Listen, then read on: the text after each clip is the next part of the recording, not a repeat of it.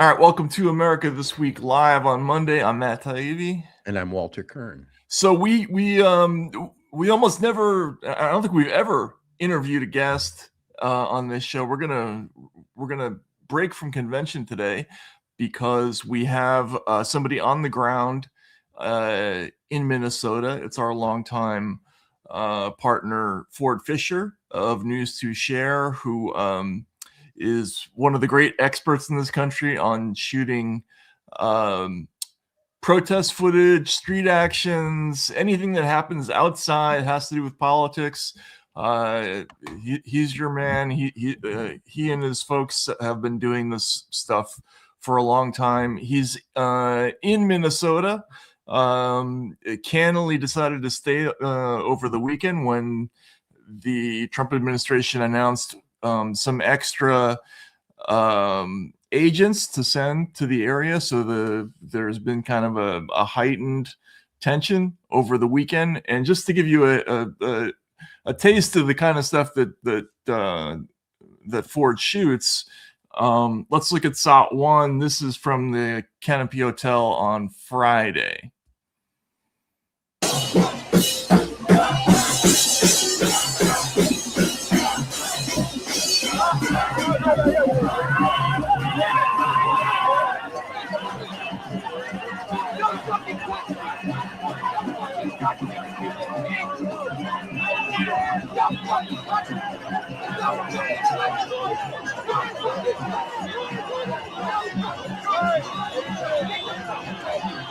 So these guys are they just work for the hotel, and they're getting lit up by these protesters. They're trying to keep them from going in. Oh, that's the spit shot. And the guy held his cool. So these are hotel security people. Yeah, I'm pretty sure. These aren't ICE agents, I don't think. But we'll ask Ford what he. So here's the water being thrown at the. So what are these quote protesters attempting to do here? This is the hotel where ICE agents are staying, so they're just giving the hotel shit. So, but they're not trying to get in. Well, they were trying to get in, and a bunch of them were arrested. But Ford can tell us all about that in a moment. Let's just roll it for a few more seconds. I think, as you saw there's some water thrown. What the fuck you? Fuck you!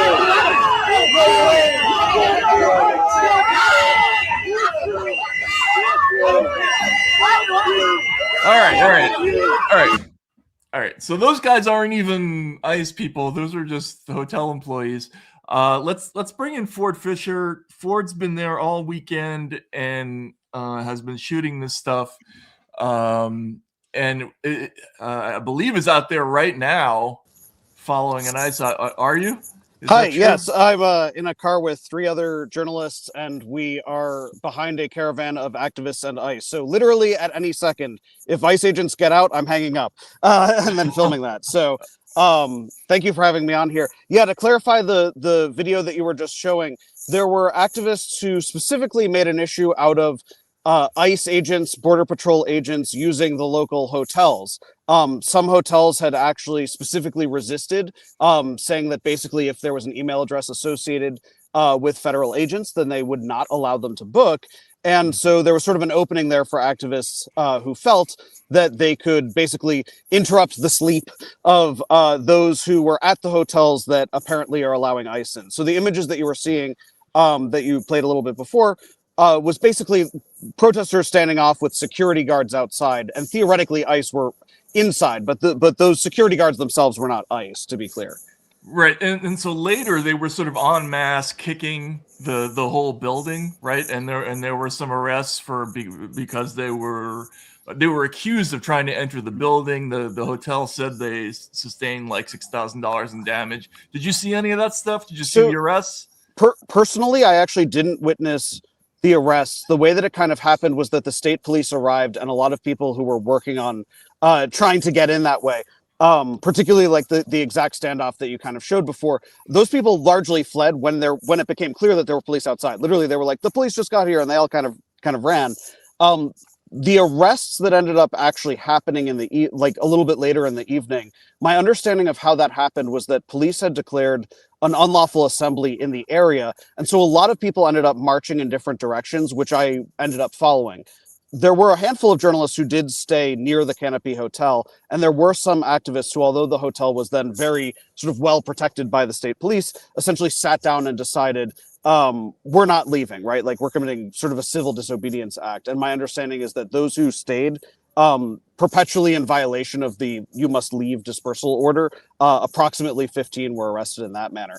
The thing that I want to emphasize, shifting gears a little bit, is that the more prominent type of activism taking place is the type that I'm following at this exact moment. Yeah, that's what we want to ask about. But yep. Yes, which is that federal agents are swarming this city. 2,000 supposedly arrived the day that I did a few days ago. 1,000 arrived between yesterday and today, again, reportedly. And there was already a surge to begin with. And before it was just ICE, now you have Customs and Border Patrol as well as ICE. And so the activists are tracking the movements constantly of the agents, using both signal messages as well as quite literally honking and whistling where they're aware that the agents are. What we've been seeing is that in addition to targeted raids where they go after some specific person at some specific location, a lot of it is just viewing who they see as a potential illegal immigrant and just questioning them and then taking them away if they don't have whatever it is that the feds are looking for. Earlier today, and so a lot of that warning is specifically about just go inside to prevent yourself from being subjected to that. Just as examples, yesterday we did witness a person who was later confirmed to be a Honduran national who DHS says was here illegally. And we witnessed, I filmed as they smashed that person's window with a hammer and pulled him out of the car. Just a couple hours ago, there was what appeared to us to be a teenager who, as we were following BORTAC, which is a tactical border patrol unit, they exited the vehicle, talked to a 16-year-old-ish standing in their driveway. What he said was in Spanish and has been translated to me roughly as the kid said basically, like, I have my ID inside the house, and they said, we don't want you to go inside the house because if you do, then we can't get you there. And they put him into a car, not in handcuffs, but they put him into a car and then just started driving away with him. It was about a half hour later that there was basically a street brawl involving tear gas, pepper spray, as well as people pelting water bottles and snowballs at the agents. So overall, a tense and moving situation.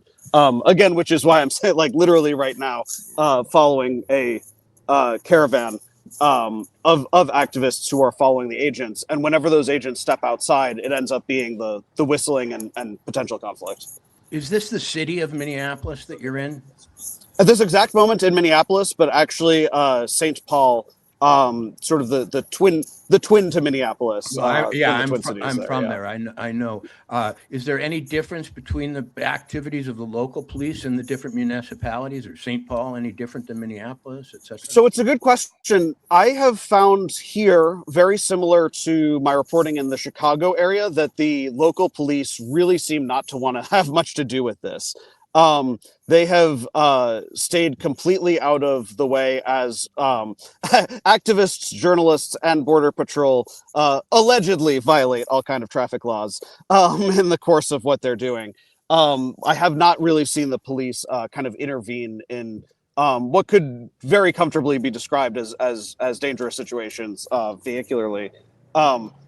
As I say, as right now we're driving on the left side of the road.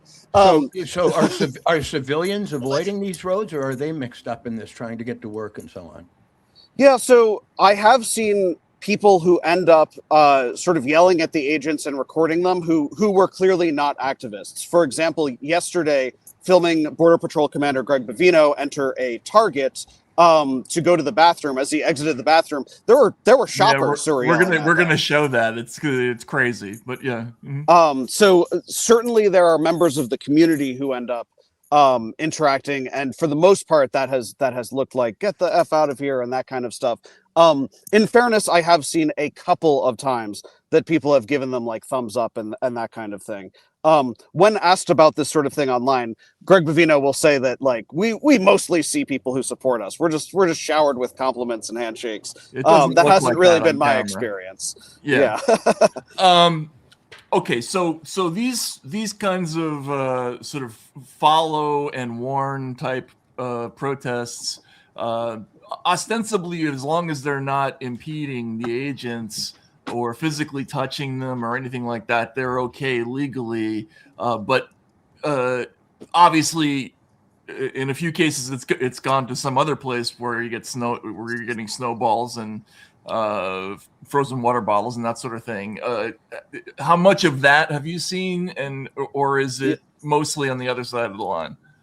Yeah, so for the most part, the organized observers, I really have not seen do that kind of throwing things or anything like that. I think that they understand that it's actually sort of a technical error to behave that way. And so, for example, in the situation that I was just in, where tear gas was deployed and some people were throwing things, although it's very hard to really decipher and tell the difference, kind of who's who, there were people who appeared to be much more organized, who were trying to de-escalate the other people doing that, saying essentially you're going to cause the community to get tear gassed, which was correct.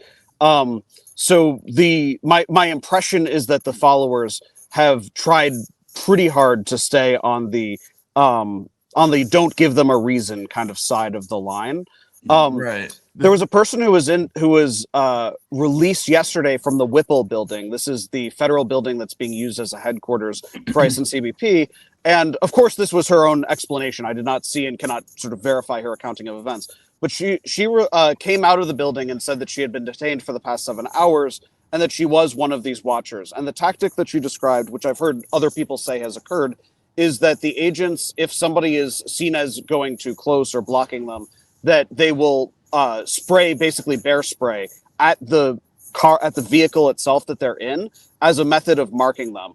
And that basically is the one and only warning. And essentially, if they believe that somebody has gotten too close or impeded or whatever, that and that person has already been marked in that way, then that they make the arrest. This person described after getting out that they were accused of obstructing, but that at the moment that they were arrested, that they were completely out of the way, that the agents could have driven by. Yeah, again, I cannot verify that necessarily, but I have not witnessed people attempt to like block off the agents, and if they did so, they would be pretty promptly arrested.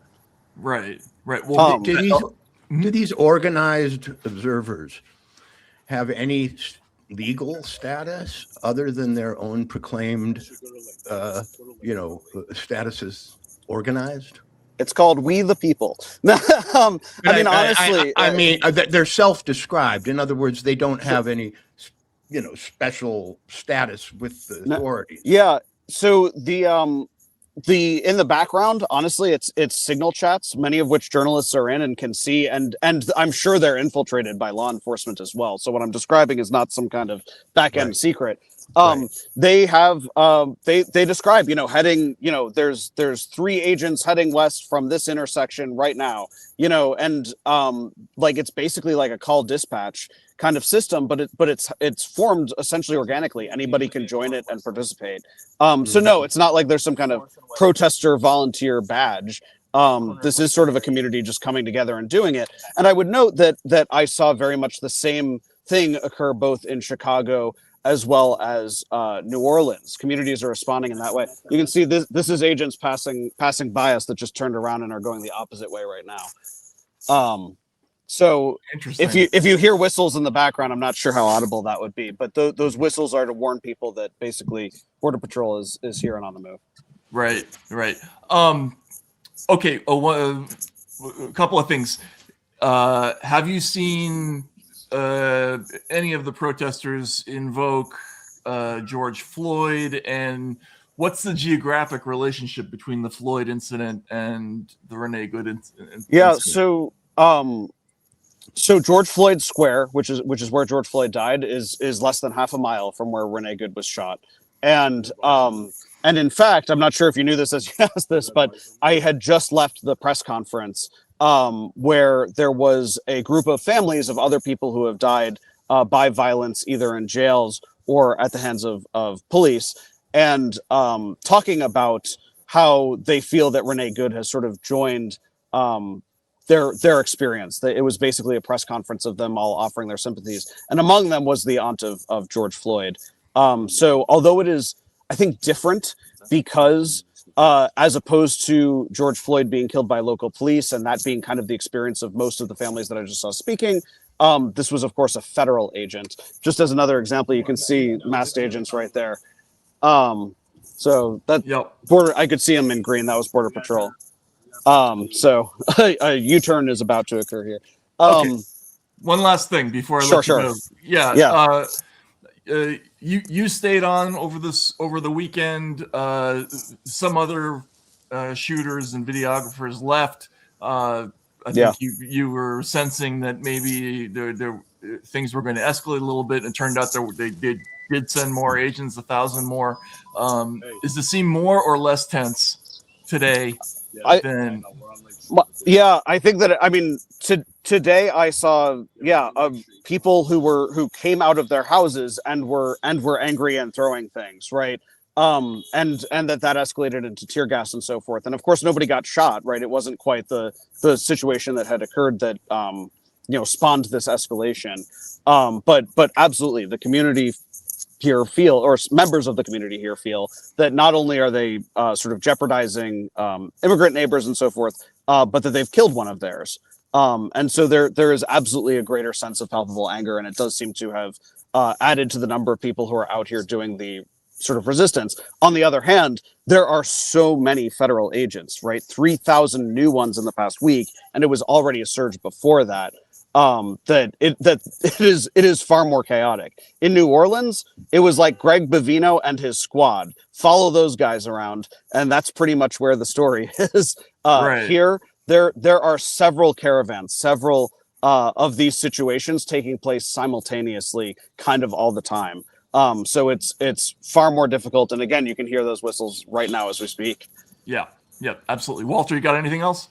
No, I'll let him generate more footage and get on the job there. I see that somebody asked, how do we follow this guy's posts? I do have, of course, footage on your platform, which is The Racket. But as well, my outlet is News2Share. That's news, the number 2 share on Facebook and YouTube. And I'm at Ford Fischer, FORDFISCHER on X. Great. Yep, you can always find his stuff. The fastest way it comes out is probably on Twitter, right? Or I would say Twitter generally is going to be the fastest. I do live stream to all 3 of the platforms that I just described as well. What's the weather like, by the way? I mean, today it's been more forgiving, high of like 40 or so. But I do know that we have on Friday it's going to be a high of 9, low of -7.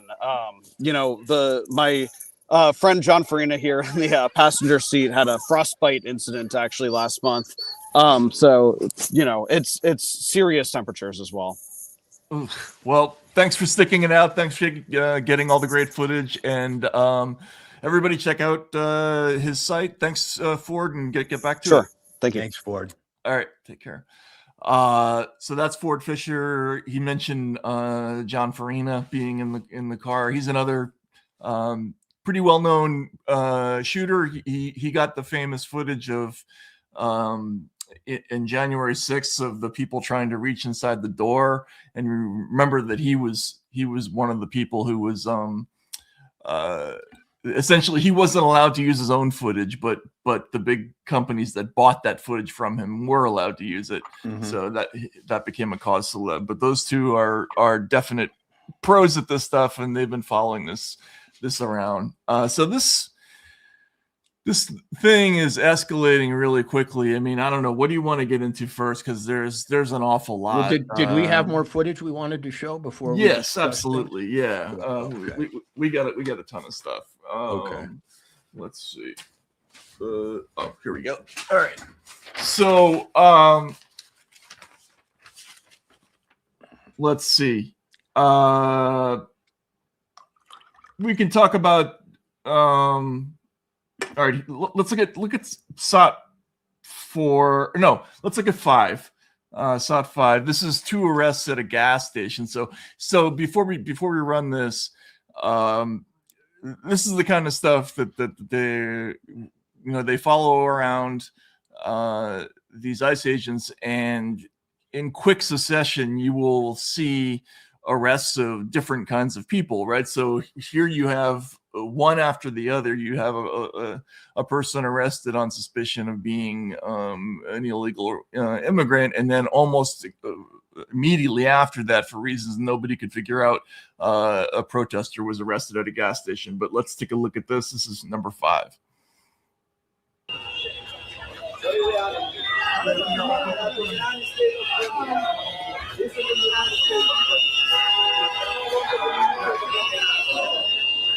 This guy's window, they wanded his window open.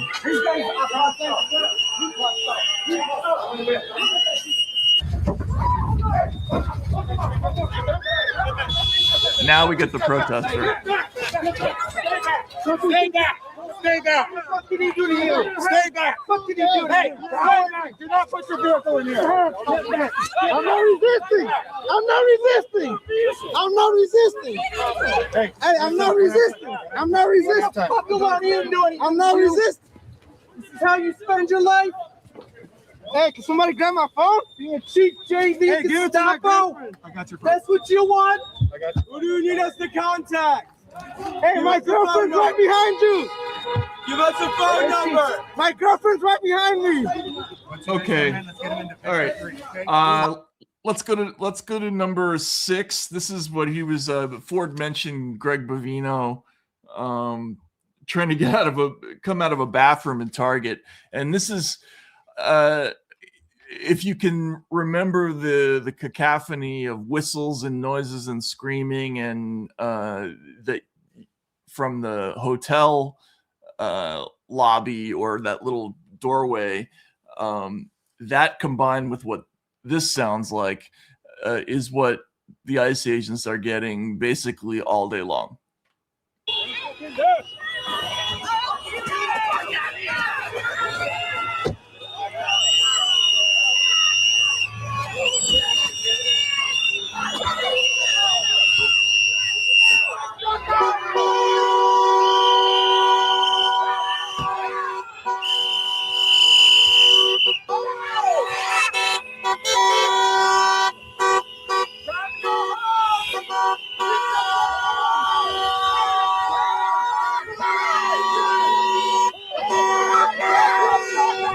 I mean,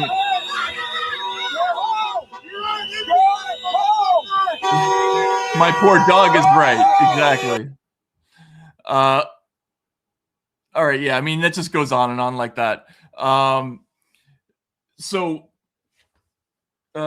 Then there was a scene from a march that I thought, was significant. This is number 4. This is from Saturday. And there's a lot of, as you heard today, there was a press conference that is sort of actively linking this to the Floyd thing. There were some prominent kind of left-leaning writers who are now reviving. In what fashion did it link them? Well, so basically they were saying that Renee Good has joined the pantheon of police victims, and one of the relatives of George Floyd was there. But then beyond that, some of these protests are making other links. So in this one, I think this was pretty interesting. If you find out one of your neighbors kidnaps or abuses children as a white beater, do you only hate him, or do you hate the person that you find out that trained him and told him to do what he does? It's already been confirmed that for decades, the IDF, the Israeli Defense Forces, has been training the police from America and ICE. And yet, a lot of people don't want to condemn Israel. That is not right. You do not have to take it from a Palestinian. Reach out to MIRAC. Reach out to the amazing organization MIRAC. They will tell you it's been confirmed ICE are trained. These military tactics by ICE, by the police, are trained by the IDF. So if you do not understand, it's time to understand. You can't say fuck ICE if you're not willing to say fuck Israel.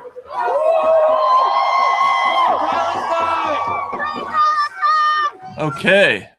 Whoever asked that there be no more honking has my second, but at the same time, it's important to understand the psychological stress and pressure that's put on just you, the viewer, in a few minutes by this stuff. When it's happening live, from the few times I've experienced it, it's a chaotic, stressful, and strange environment, because the big fallacy that comes from all this coverage, and I know Ford's is superior, is that individuals are experiencing this in their isolated spot with their vision blocked often. We get this panoramic mural effect from watching videos. But when it's experienced subjectively by individuals, and I'm not just talking about officers or protesters, everyone involved, it is a isolating, disconcerting, and jarring pressure in the round on all the senses. And that environment is one that is meant by those who would have it be that chaotic to breed conflict.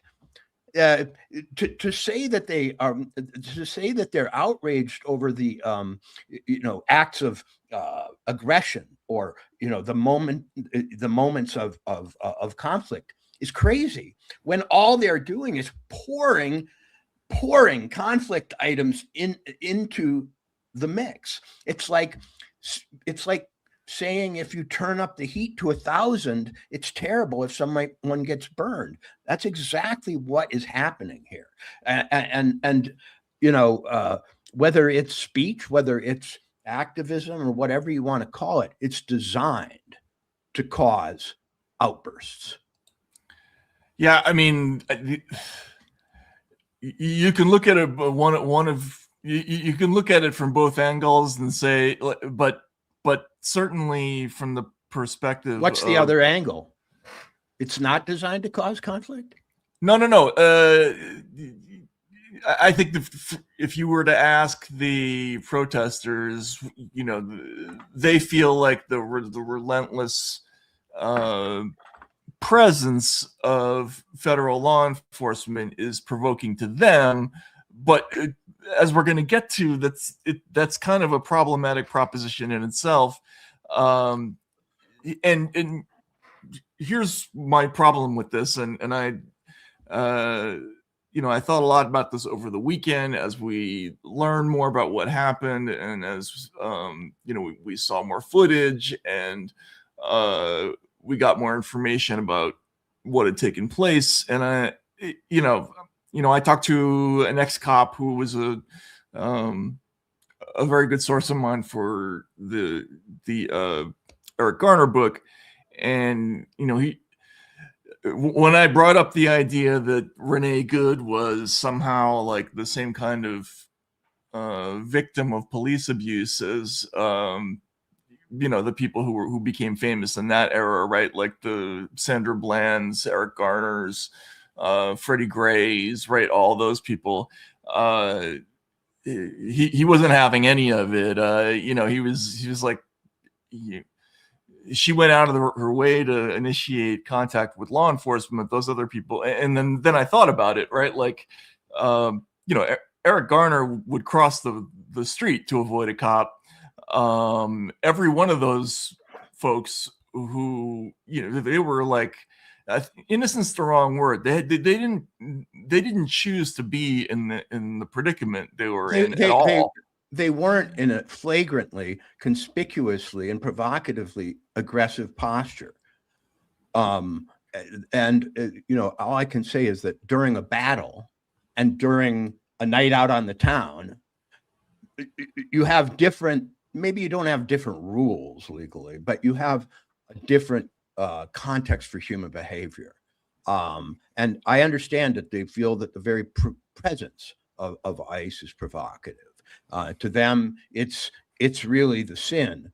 But in human terms, to complain when there is friction, when you're the one providing the sandpaper, is a little strange to me.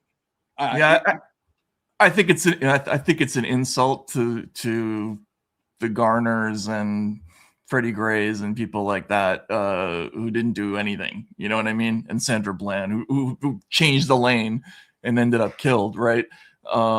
Even committing a crime of some kind,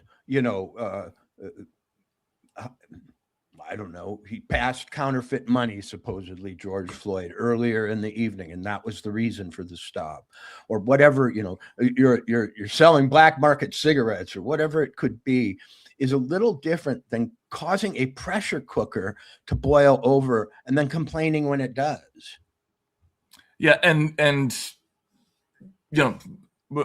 ordinary person, any one of those people, if they hit a cop with a car, they go to jail forever. It's not even a question. If we're not talking about, and look, she paid a price that she should not have had to pay. I mean, I have very definite feelings about that shooting. I don't. It's probably going to be ruled legally justified. I would guess, but I don't like that shooting. I don't like how quickly he pulled. I think he could have gotten out of the way, but whatever. Either way, it's a very different thing to do that, and an ordinary person who isn't like a creative writing major who went to Old Dominion and is a middle-class resident of Minneapolis with progressive politics. If they hit anybody who's not that person who hits a cop with a car is going to be in very serious trouble, right? And then head on, eyes open, on purpose. And then we saw someone with a car. The footage of the wife or girlfriend. I'm not exactly sure I understand the actual relationship there, but saying, why did you use real bullets? Why did they use real bullets? I don't know if you saw that footage. So the wife, Rebecca, afterwards is blaming herself, and it's an awful scene. I mean, there's no question. It's like, whatever feelings you have about these folks, it's, you can't even imagine what they're going through. But she's shouting, why did they use real bullets? And again, I can't help thinking of like the naivete is astonishing. You would like Eric Garner would never have wondered whether there were real bullets in a cop's gun. You know what I mean? Why did she use a real car? Why didn't she use a blow up bath toy of a car? Matt, I'm going to really strongly dissent from this. I don't think there's any proof that she wasn't trying to kill him. I watched that thing. I've watched it over and over. I don't rule it in or I don't rule it out, but there's no proof that she wasn't trying to kill him. She had him head on in her sights. She adjusted her car. He shot through the windshield, meaning he was directly in front of it. There's been a lot of reporting that it came from the side. Not true. Well, the last shot. And the wife or accomplice, it's unclear. I've had reporting come to me this morning that she's really neither. But you can describe yourself, I suppose, as anything, and that's enough these days. Asked her to drive. I mean, why do I have to find 3 ways in which that isn't somebody driving into another person on purpose? And why do I have to find 10 ways to explain why he should never allow himself to be in a situation where people can drive into him? Right. That's like saying, why were you in the way of my bullet? Yeah. I'm sorry. This thing is not at this point explained sufficiently to me that I can either make a declaration of innocence or guilt But I can tell you, the more I look at it, the more she appears to be smiling and perfectly happy, going dead on into a guy who she has just adjusted her car to put in the sights, while someone else actively encourages her to not back up, but to go forward. I don't know, man. I mean, as much as I love everything to have a, have a mysterious and ambiguous nature, because I'm a literary guy and that makes it more interesting, I don't know that we can rule out that she was attacking the guy. Well, we can't rule out or in anything because she's not going to be able to talk about it. I mean, there's the video where the Rebecca person is telling her go or whatever it is. She seems to panic. What if she said shoot? What if she said shoot? I don't know. I guess my point is, though, that it doesn't matter. Like, any of these people who became icons because they were victims of police abuse, they would have been perfectly cognizant of why you don't mess with the police. Like, they've been through it.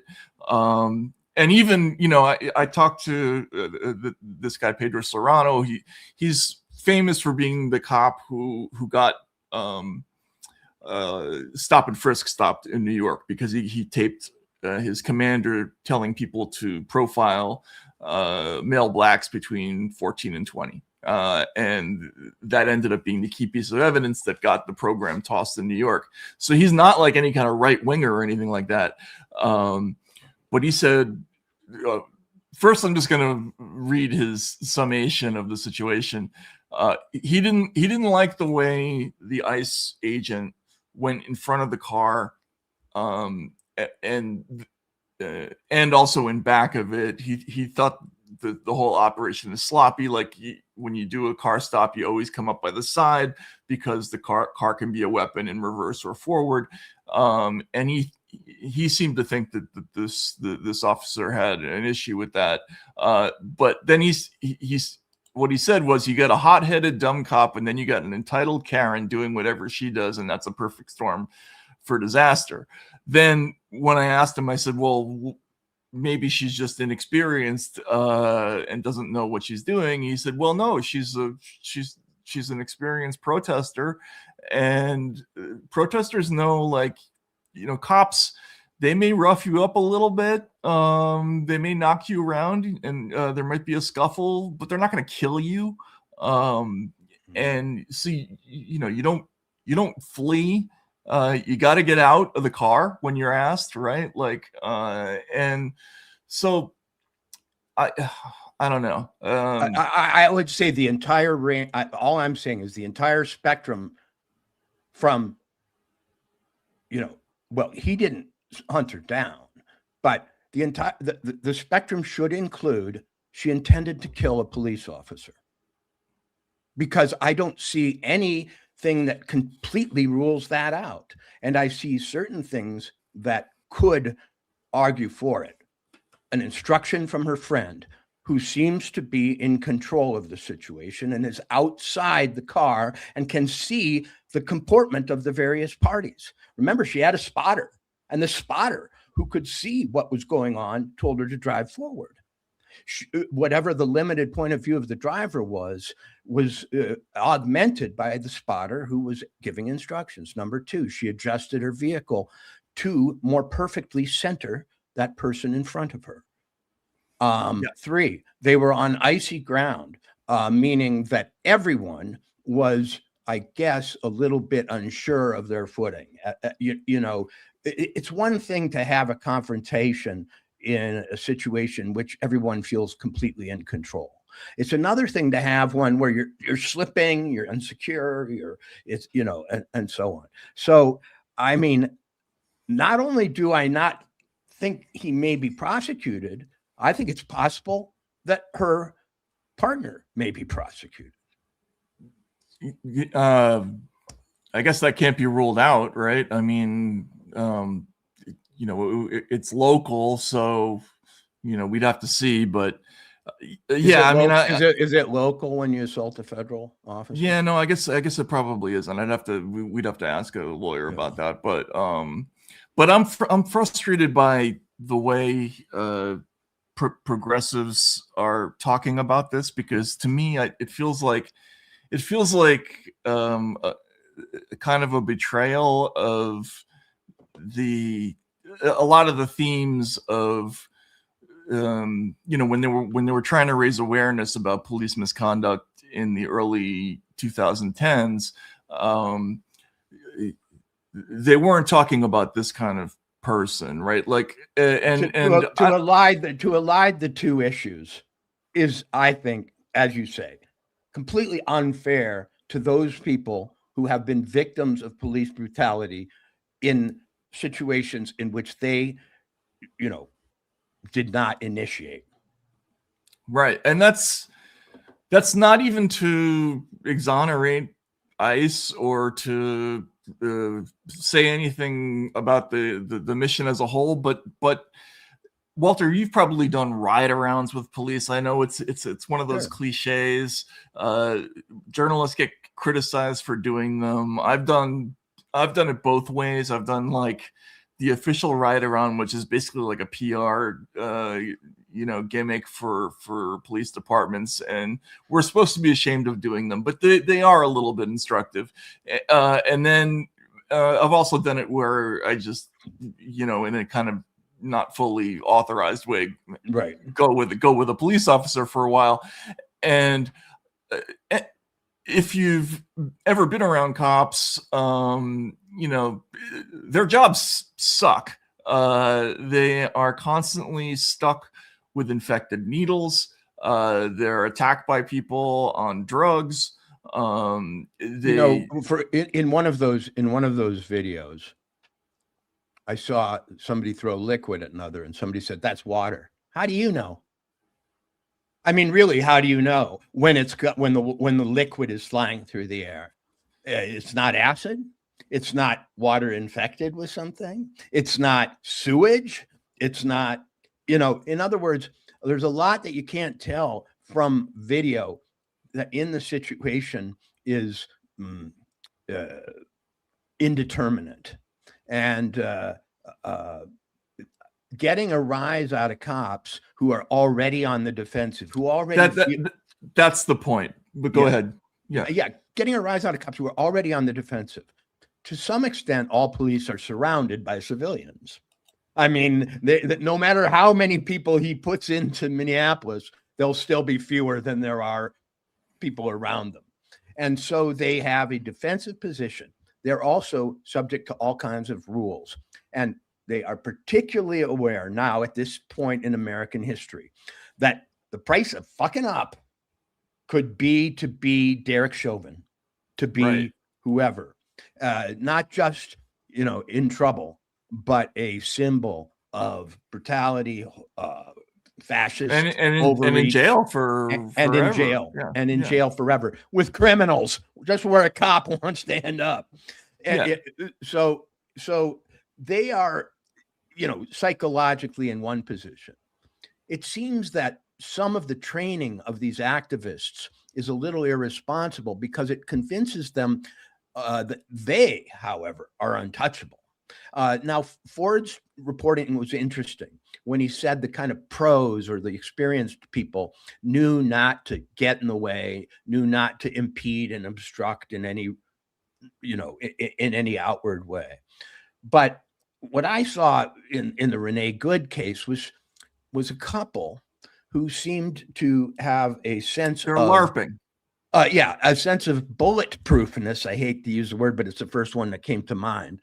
Unfortunately, that involved almost infinite boundary pushing. When I first heard, one of the things that's got me upset is that when I first heard about this story through the media, the very first reports, I heard that someone was fleeing ICE, got shot in the face. Someone was stopped, was fleeing ICE, and was shot in the face. And then I found out that everything was actually quite the opposite. They didn't stop her. She was trying to stop them. She was parked in the middle of the road. Was she fleeing? Well, not really. She just was attempting to drive away from having already, proved an obstacle to people. And she was shot in the face. Yeah, because she was in a car that was, nose to body with the guy who was shooting it. Right. And so as every iteration of the story has caused that to be a rather idealistic or even incredibly deceptive version, I've started to think maybe this process will keep going. Maybe the pivoting of the thing hasn't stopped yet. And I over and over went, whoever trained these people really just didn't care about their lives at all. Yeah, I mean that's right. That's what I worry about. Is as you say, and if you watch like the whole Friday night scene at the hotel, you can tell there's a contingent of people who are trying to do something organized, and trying to follow a script. They're trying to make noise. They're trying to make it unpleasant on the people who are staying at the hotel. They're trying to pressure the company. They're trying to do all these things that fall under the rubric of protest.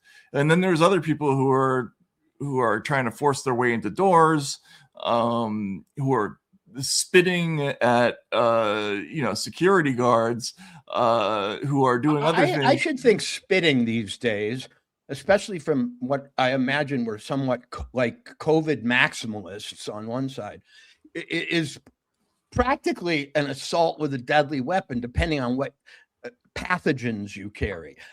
When I see spitting treated as a kind of minor, animalistic but excusable way of dealing with another human being, I think, well, not anymore, man. I mean, if I were on the ICE side, that would trigger me. Getting spit on, it would be hard. And I'm going to use an anecdote that may or may not be relevant, but I've never gotten a chance to use it before. Tim O'Brien, the great writer about the Vietnam War, a Minnesotan, he wrote Going After Casciato and the Things They Carried. Really, one of the greatest war writers of all time. And in 1979 at Macalester College, not far from where this is all going on, I hosted Tim when he came to speak to the creative writing community at Macalester. And I took him around all day. I was 17 years old, bought him his Carlton cigarettes, listened to his stories. And he'd written a book about the My Lai massacre. And I asked him, I said, why did American soldiers go in and do these vicious, horrible, unspeakable things, burn villages, shoot people in the, in their beds? And he said, well, I'm not excusing it. He said, but you got to understand, we'd go on patrol and we'd be on patrol. And then one day, all of a sudden there'd be a bullet and it would come out and one of our guys would be down. And then we'd go on patrol and nothing would happen. But we were always under the impression that we were in danger. And then after a while, it was almost a mathematical progression. You'd come to a village where you felt maybe the adversary force had either been succored, had either been fed, or maybe had originated from, and you'd go ape. And I thought that was a very novelistic and neutral, and probably maybe too generous to the horrible Lieutenant Callies of the world. But yeah, but it did make sense that, in the physics of human confrontation, things tend to even out, and action gets an opposite reaction. And it's not supposed to legally, it's not supposed to morally. But when we're pouring this much intensity into a situation, something's got to give. And it's got to give on both sides, because I think at the same time, when I see the cops throw somebody to the ground, like they did with that guy whose stomach was coming out. Yeah, they seem to be relishing those moments a little bit. Well, they're trying to make examples of them too, because obviously there are observers going, I don't want that to happen to me. But that is the logic of conflict. It ratchets, and provocation meets reaction, and so on. And where are the damn politicians and the other police and the forces of the buffering forces? There seem to be none. Yeah, there are none. Just to respond to a couple of things that you said there, if you talk to, like, Cy Hirsch will tell stories about what happened to the guys psychologically in Vietnam, and about things that were even worse than My Lai that he would talk about in speeches, like helicopter pilots who would fly sideways to try to clip people's heads off, on the way into a base, because they just get into this, headspace. What I was trying to say about police earlier is that, if you do that job long enough, at least every cop you talk to has 3 or 4 stories about close calls, where, I remember talking to one really old cop who talked about rolling around in the grass somewhere in like East New York with a suspect, and they were both grappling for a gun. Like, the guy had gotten out of a car, and this guy to this day thinks about that every time he does like a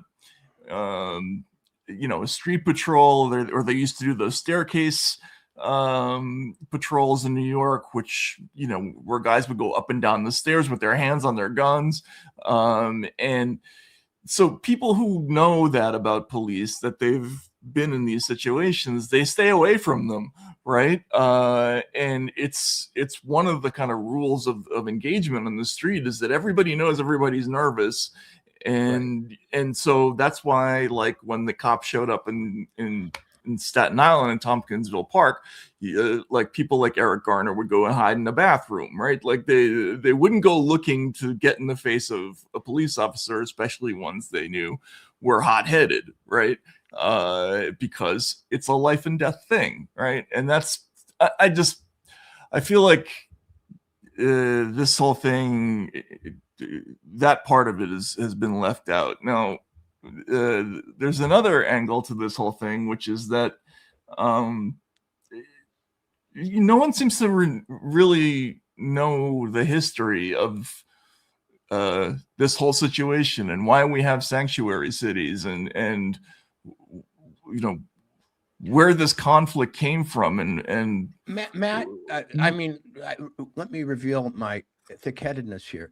What exactly is the definition of a sanctuary city? So, okay, well, this is interesting. So back in the mid 80s, actually, it goes back even farther than that. Like in 1971, Berkeley, the city, or I think it was Berkeley, California, named itself a sanctuary city. But then later, there was a movement that was led by a bunch of priests, right, and a Quaker activist named Jim Corbett, in the 80s. And this was during the Reagan era. Remember the movie Salvador? Like, this was during the whole death squads, like in was El Salvador. What's the other one I'm thinking of?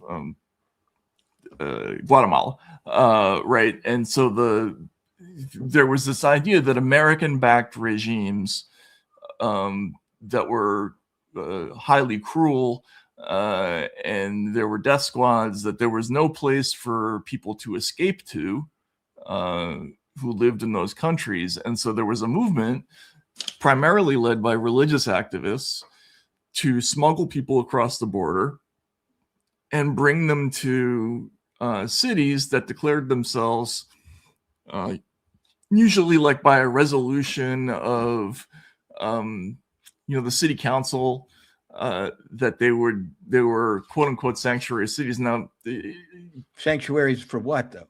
Sanctuaries against immigration enforcement. So the idea was that anybody who was trying to flee political repression in Guatemala and El Salvador, if they managed to get to a handful of cities, there was San Francisco, right. St. Paul was one of the early ones. Mm-hmm. Chicago, Cambridge, Massachusetts was another one, obviously. LA eventually joined in. And they had these kind of informal resolutions that where they called themselves sanctuary cities, and the federal government didn't. There were a few cases, like there were a bunch of nuns who were arrested for what they called alien smuggling in 1985, but that's where this all started. And then only later were there things where there were formally laws passed. So there were non-binding resolutions initially where these cities called themselves sanctuary. I didn't know any of this stuff. Like, that's the thing that's crazy about this, is nobody knows any of this background. So major mission creep on the sanctuary cities. Well, right. I mean, right. First you were people fleeing death squads in El Salvador, and then it was just that you were, not from here or didn't have papers. But do they protect people just from immigration law, or do they require that when the police book them on other crimes, that they not report their status? Well, yeah, no, that was the thing that was that the Obama administration tried to negotiate with remember they passed that 287G program, whatever it was, where every law enforcement official in the country was sort of involuntarily deputized and forced to run an ICE check on everybody they picked up, even theoretically, like Fish, Game, and Wildlife, if you got somebody. But in the cities, they weren't, these sanctuary cities, they weren't doing this, right? And it became a thing by almost by like informal assent over the years, that this something that was originally a movement about something very small became something huge. I went back and I found it. I mean, we should show it just because it's interesting. Remember Jane Pauley? Yeah, sure. So here we have Gary Trudeau's husband, wife. Exactly. Yeah. Let's listen to this. Is Sod 11. This is Jane Pauley interviewing Jim Corbett, who's like the founder of one of the found. He's the Quaker and one of the founders of the sanctuary city movements. And here's his explanation back in 1987.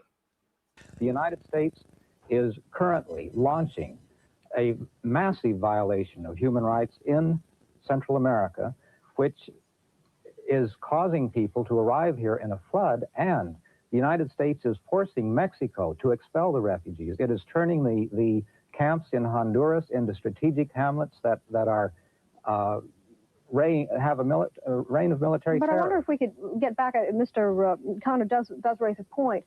Why Kansas? Why bring these people with bullets in them to Kansas? Because that's where we found a niche. We're looking for niches anywhere we can get them. Will they stay there? These were Guatemalan Indians who don't even, most of them, speak Spanish.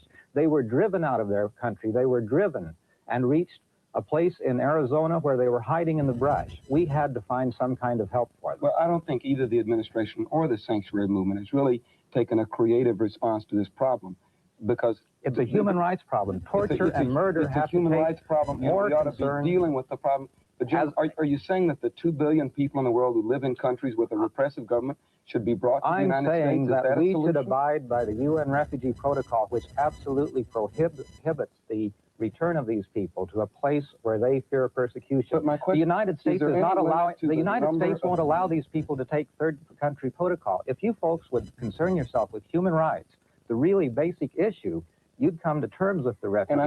Okay, all right, we get it. Come to terms with the. Wow, things have changed in so many ways. I know, right? I mean, that is a wonderfully instructive and revelatory document. What I like about it, and what I like about Jim Corbett, is that he's rooting the refugee problem in American foreign policy, and properly so. I mean, we were behind war in Central America at that point. And then the people who were fleeing those wars were coming here, and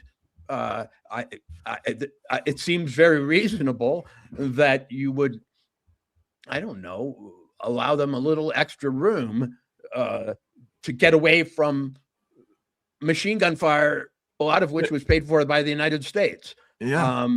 But that's what's missing right now. What's missing right now is any holistic sense of what this situation is. I mean, exactly.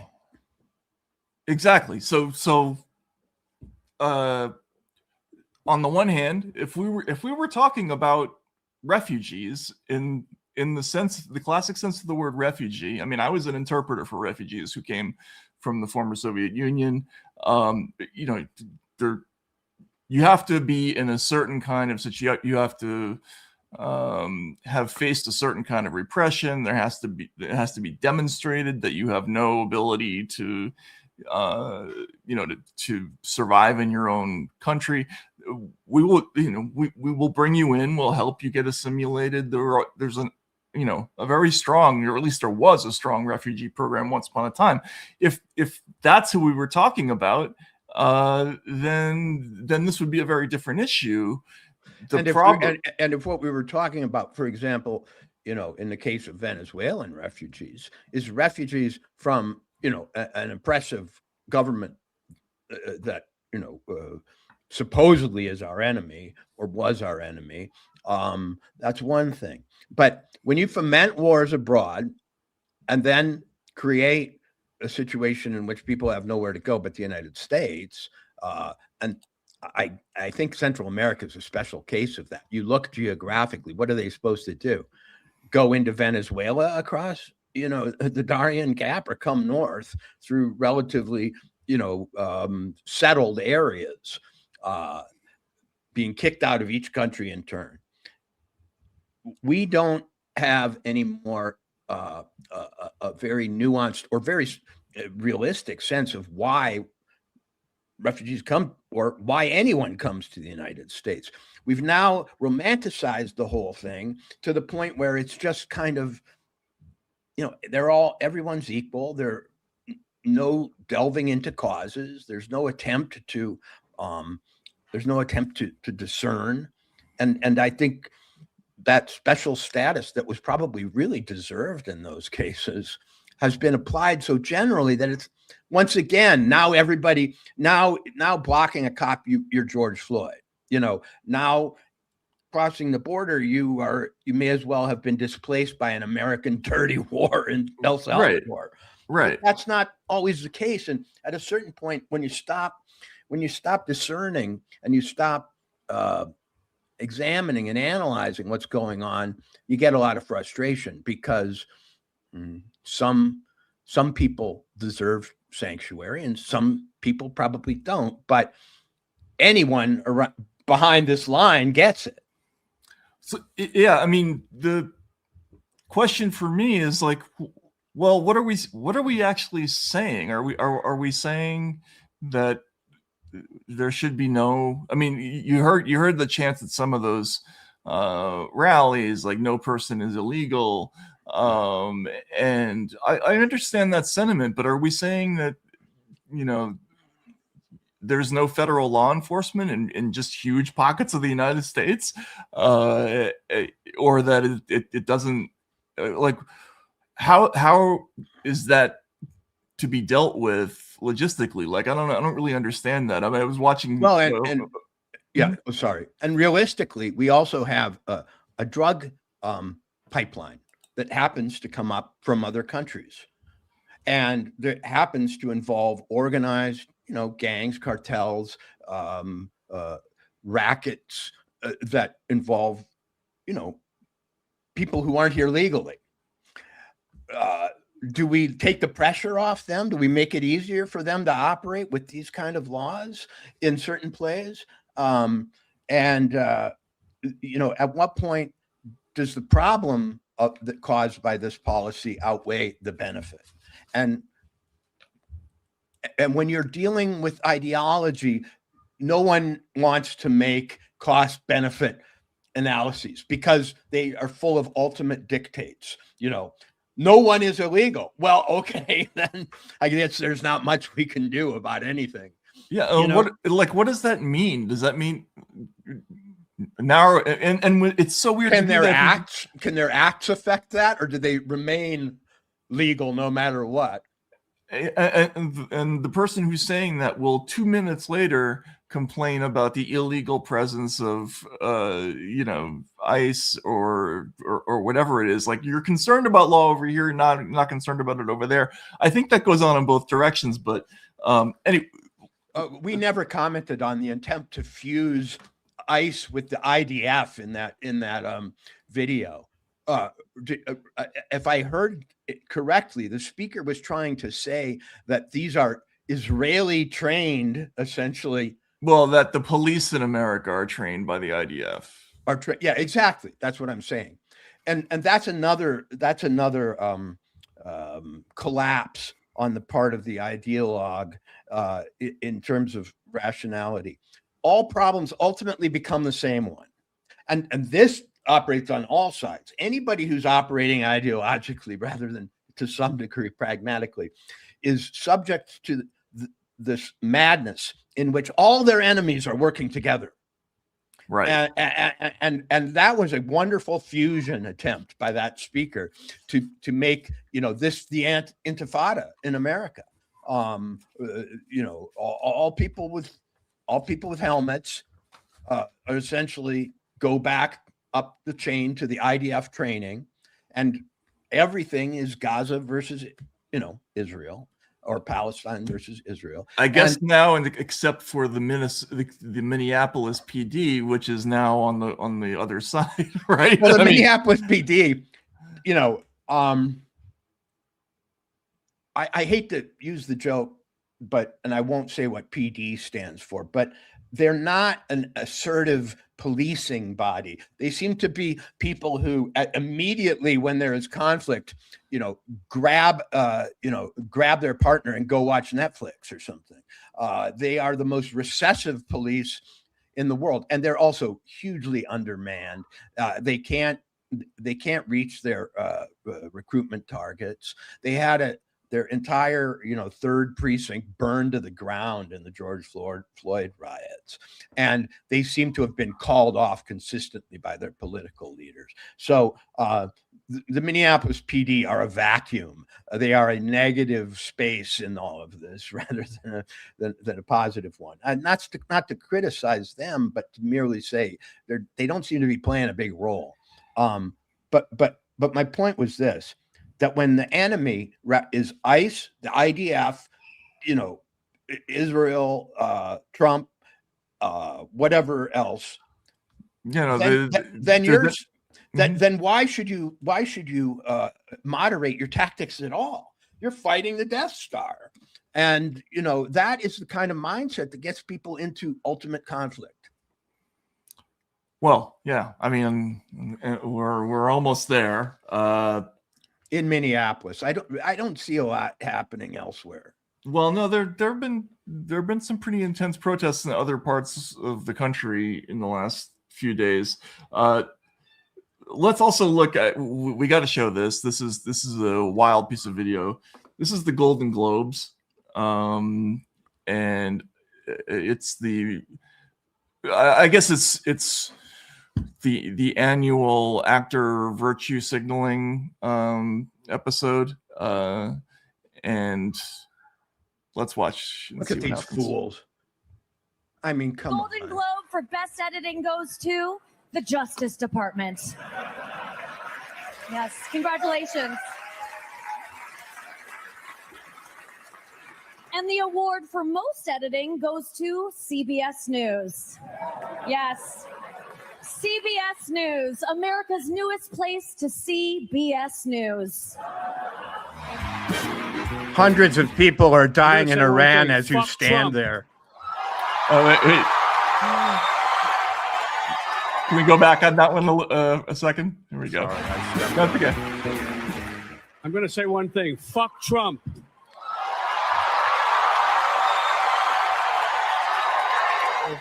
since then we've had COVID. I believe we're a dictatorship now. We have a woman, Renee Good, was murdered in our streets of America today. And we got literally stormtroopers running around terrorizing.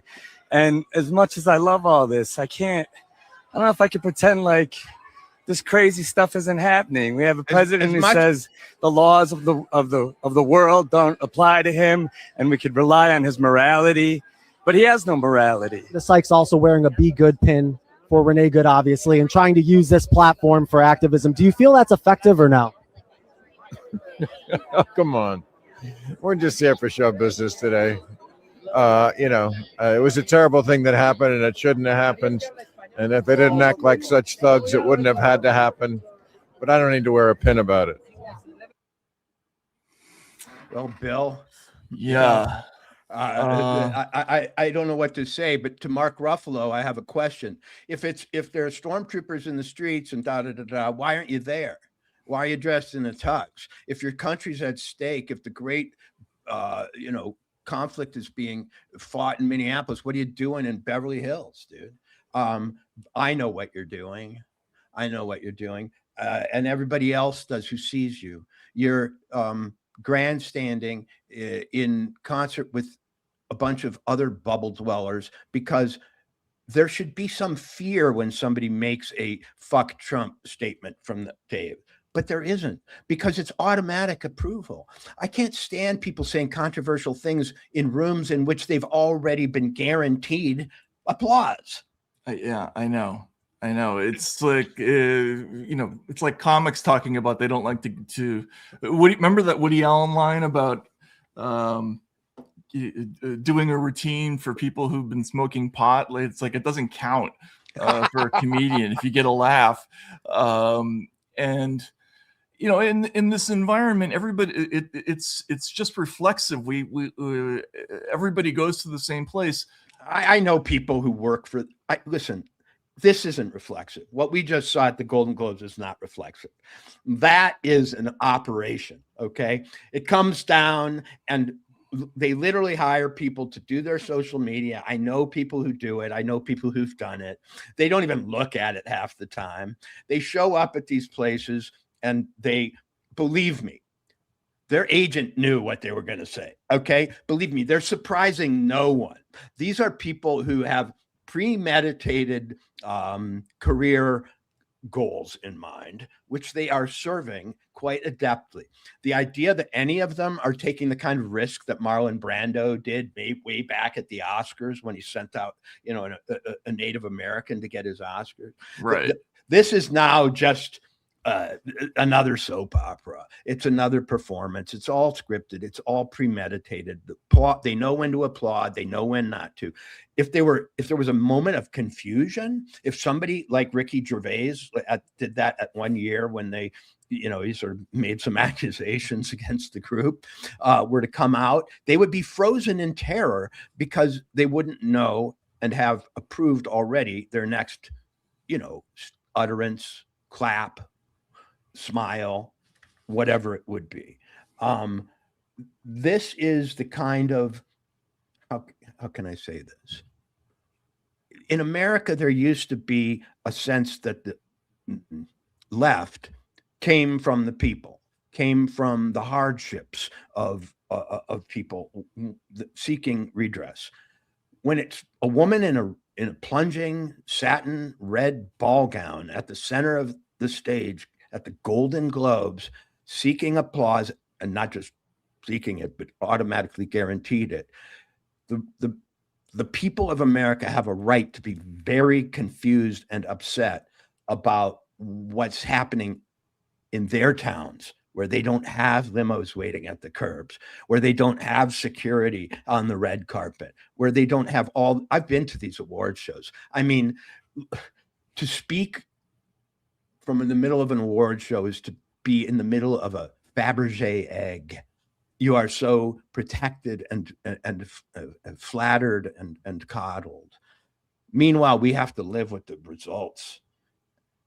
Yeah, and obviously the the political atmosphere in Hollywood right now is the opposite. Like if you have it's not those opinions that are dangerous. It's to have anything other than that opinion. So what do we do? What is the real thing to do about all this? Like the Trump administration, to say that they're being heavy-handed, I think that's kind of an understatement. They're trying to make a point. They really are going in with a huge. Well, what if they asked the police to do it? Would they do it? No, they wouldn't. They wouldn't. But see, so that's my question. How does this get done? Because I think that there is a real problem here that just needs to be negotiated back to a sensible place, which is how are you going to do that in Minnesota, where every one of the politicians says, get the fuck out? Yeah, says get the fuck out. Well, I mean, really, Matt. Sorry, did George Wallace have a right to sit there and say, you ain't coming in and you ain't coming into Alabama and doing your federal shit? No, he didn't, and that's kind of the point. That can't go on. Like and why don't we just show this? I want to show the Stephen A. Smith thing. Stephen A. Smith got the sportscaster, old friend Keith Olbermann wanted to call for his firing over the weekend because he basically said that he thought that the shooting would end up being legally. He was very critical of it, but he said he thought it might be legally justified, right? But then he started talking about sanctuary cities, and he said this. I don't understand how sanctuary cities, honestly speaking, I got to educate myself in it. I don't understand how sanctuary cities are allowed in this country. I really don't. I don't get it. If there's federal laws that mandate that, you know what, you can't cross the border illegally, there shouldn't be sanctuary cities saying, yes, you can. It just shouldn't be. I mean, one way or another, pick one. You either can or you can't. But it shouldn't be federal government says no, but you say yes, so you get to usurp the authority of the federal government, and we're still calling ourselves a nation of laws. Well, which laws? It makes no sense. That's where I'm coming from, Andy. I live in Los Angeles. You got 30 seconds, Andy. Andy, you got 30 seconds. You got 30 seconds. Go ahead. Never voted once or was given the offer to vote for or against sanctuary city or state. I think it's a bunch of baloney. Yeah. I don't blame you for feeling that way, because the American people should have an opportunity to vote on it. You're absolutely right. I didn't even know that was the case, Andy, until you just told me. You understand? Right. How you a sanctuary city just by the... So, I mean, look, Stephen A. is not an immigration expert, right? He hasn't covered this story for a million years. But if you asked 100 Americans,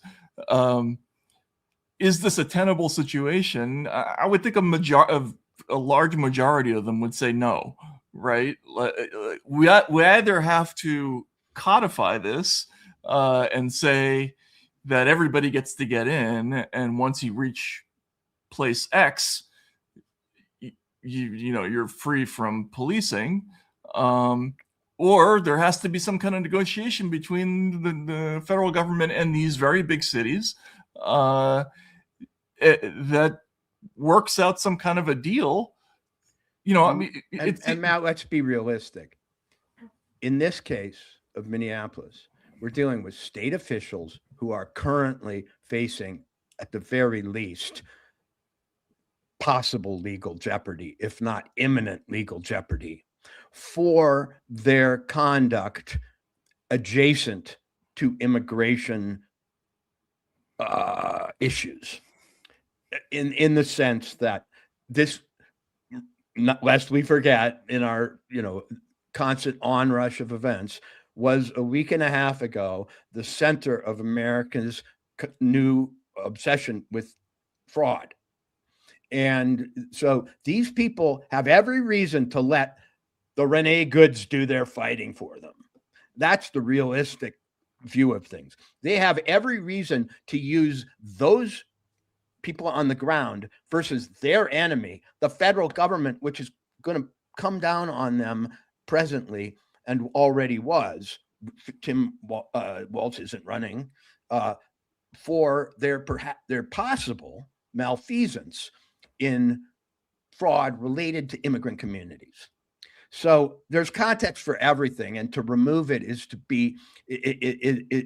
live in fairyland or some other world. And in this world, they're getting a lot of people on the street really riled up, or letting them get themselves riled up in a way that's pretty self-serving. Yeah, and it's going to be people like Renee Good who end up paying a price for what's really a larger political standoff. That adults should be able to work out. It seems to me like if we were in a real country where everybody was interested in making this situation work going forward, then I don't think that it would be that hard for these two parties to work out some kind of accommodation.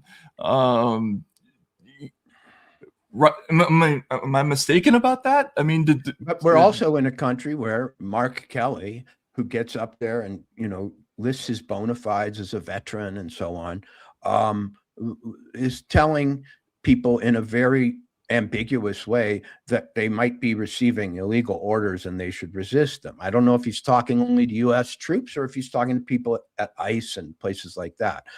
But what I'm saying is, blessed are the peacemakers, but where the hell are they?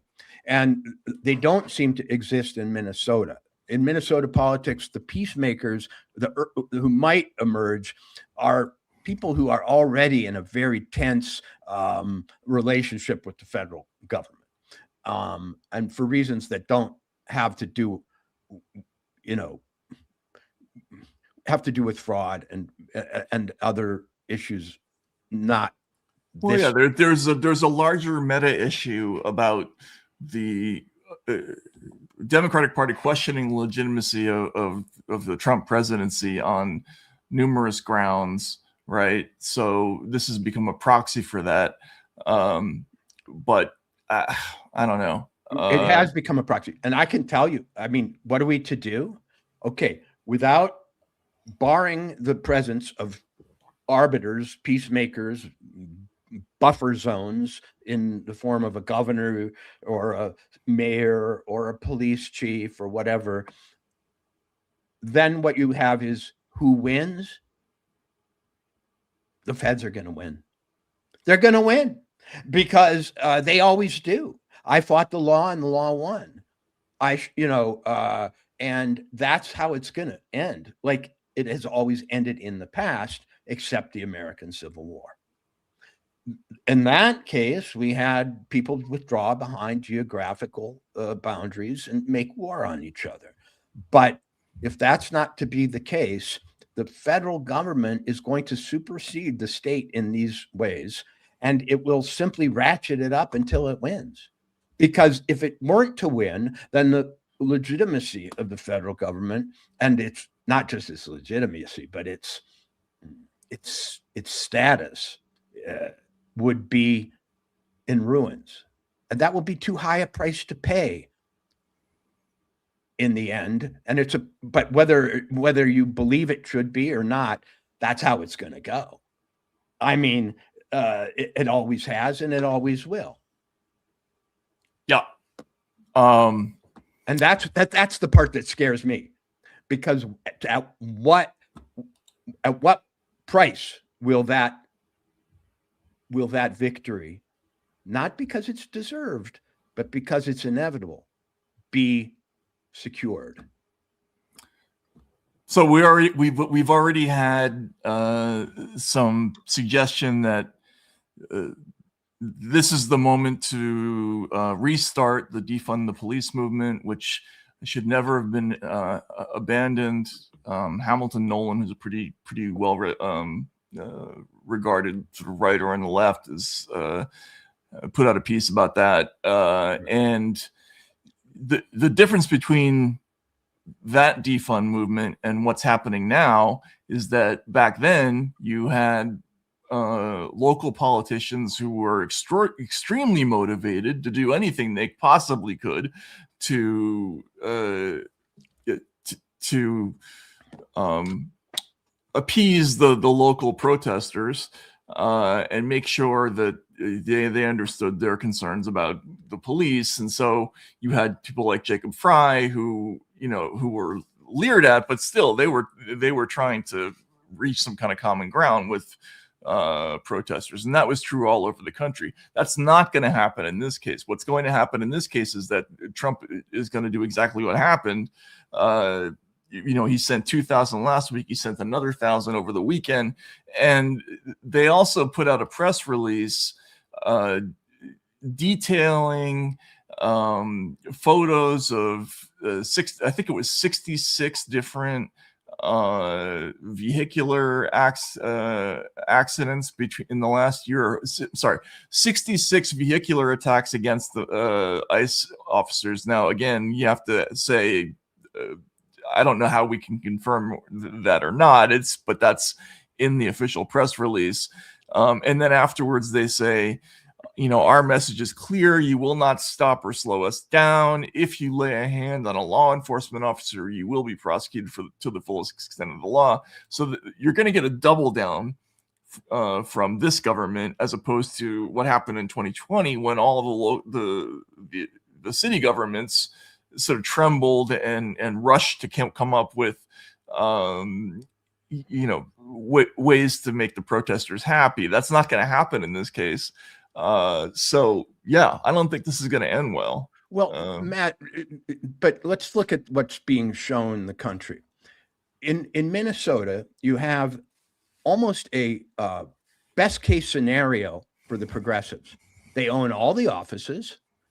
They have a police force that, if it's not defunded, it's demoralized and it's diminished in size too. If all of these policies were successful, then everything would be going swimmingly in Minnesota, except it sucks in Minnesota. It sucks in Minnesota. And one of the reasons that my, magazine, County Highway, was able to do a huge piece on the fraud that came about was that all kinds of people, including Somalis, felt it sucked and wanted to blow the whistle on it.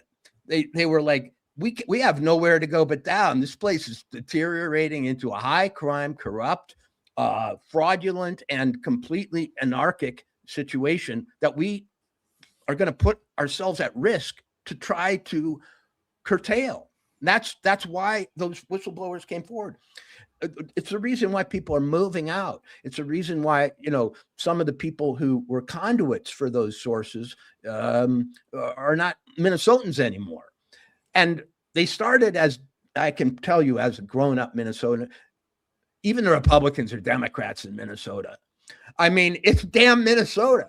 Your culture trumps politics to some extent. Everybody is polite. Everybody is tolerant, except for, some guy living out in his barn. Everybody in Minnesota is liberal. I mean, that sounds outrageous, but it's a country and it's a culture that has baked into it attributes that we would call liberal, I would say, and it's the last place that wants to have these kind of confrontations. Even though in the Vietnam era, the University of Minnesota, Macalester College, that I attended right after the Vietnam era ended, were hives of very, very strident protest. We're also talking about the home of Bob Dylan, of course. But of course, yeah.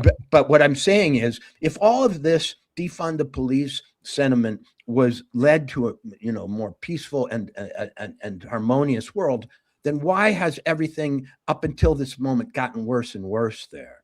And that, for the rest of America, is the question. You see, it's one thing to defund the police and stop having, Eric Garner, killed in an arrest. Right. It's another thing to turn it over to people who spit and throw things.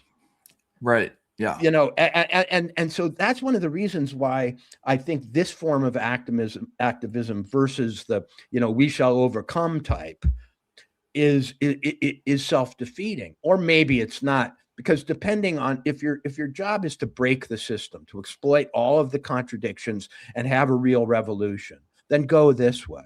Yeah, and then this probably is effective politics on that level. If that's the game, then this is effective politics. Otherwise, I don't think it is. Like, I totally understand living in a state, and if I couldn't stand Donald Trump to the degree that probably most people in Minnesota can't stand him, the idea of him sending thousands of armed officers in to dominate our streets would be deeply offensive. Like, I think most people who are local want to have their own local police running things, right? Like, that's a common sentiment. So I understand that. I just what worries me is this thing where they're not encouraging, particularly the young people, to understand what the consequences are of messing with somebody who's heavily armed and nervous. They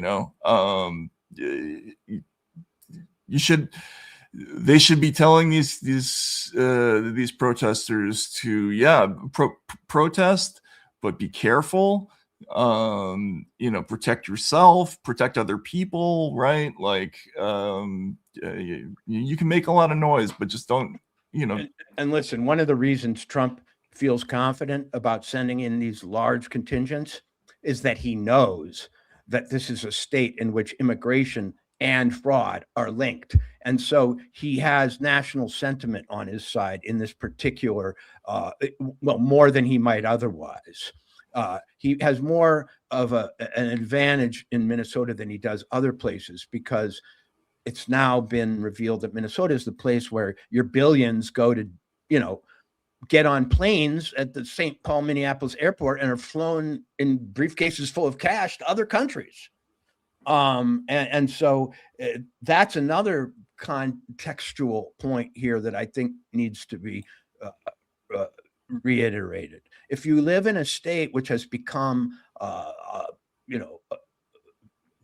synonymous with massive malfeasance and misuse of taxpayer dollars, then you're going to get the extra bad treatment or the extra harsh treatment. Yeah, well, and it seems pretty obvious that the Trump administration has decided that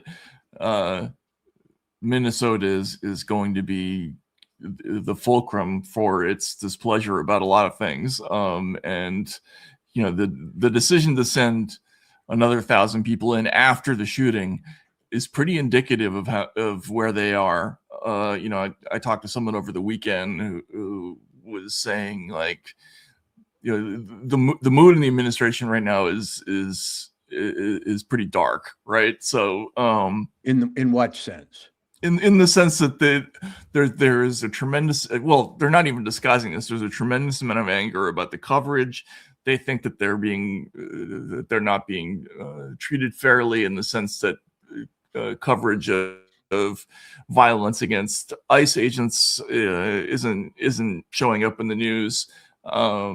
Look, the news agencies aren't under any obligation to show pictures of other incidents involving ICE agents, or to propagandize the administration's viewpoint on things. I'm just telling you that my understanding is that they're pissed off about it. So, and news networks, when they color outside the lines, get roasted at the Golden Globes the way CBS just did.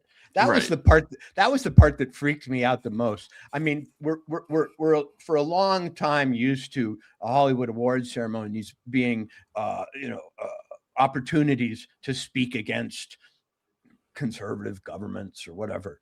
But to call out a news network from the stage,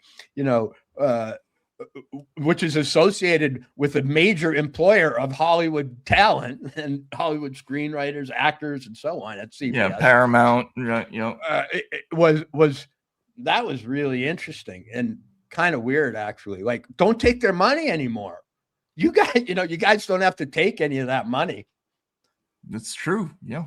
You can boycott if you like. Yeah, you don't have to work for CBS. Yeah. I don't know. It's also strident and predictable. That Golden Globes thing. It's like every movie now that comes out that has the mandatory 8 messages in it that you can count them on.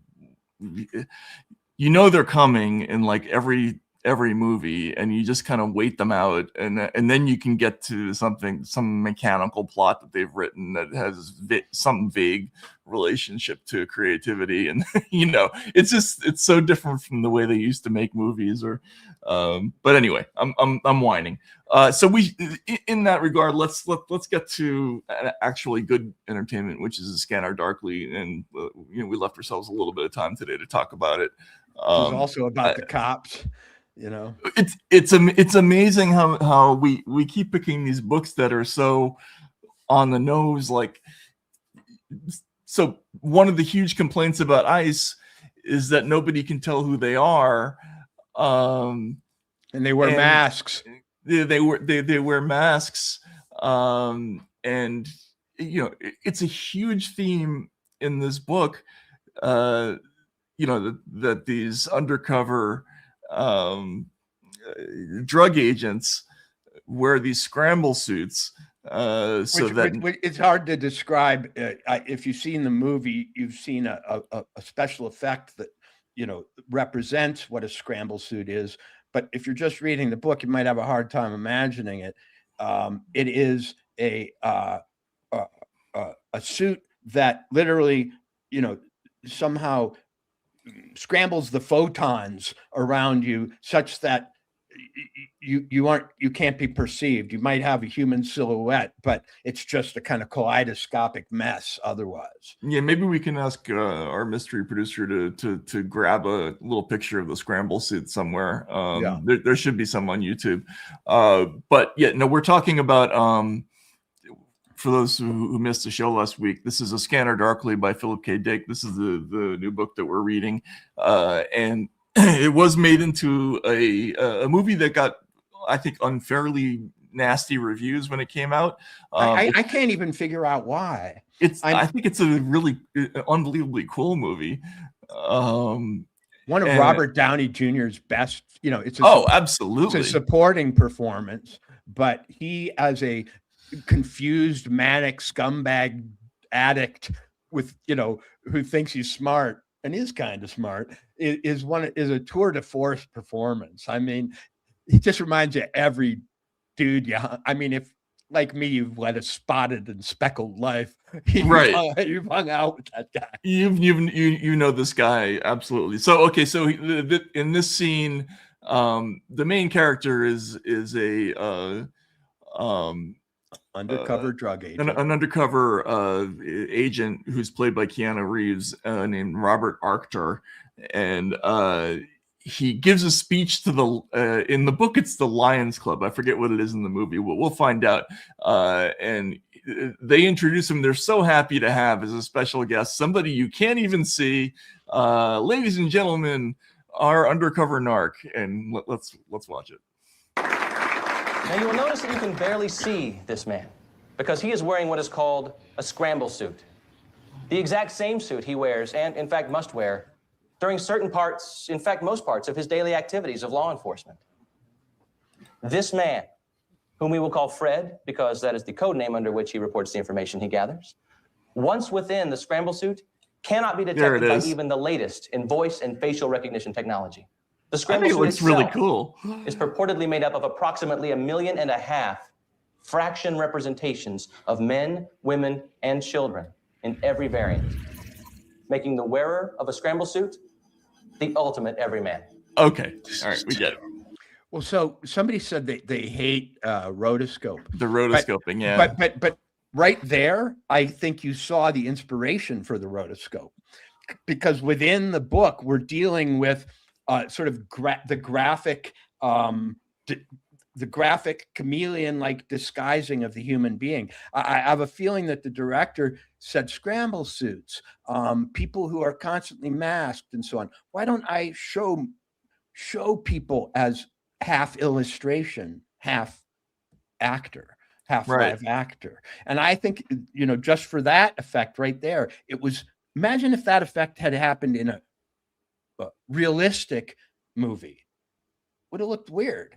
Instead, he made the whole world look weird, and that looked normal in that context.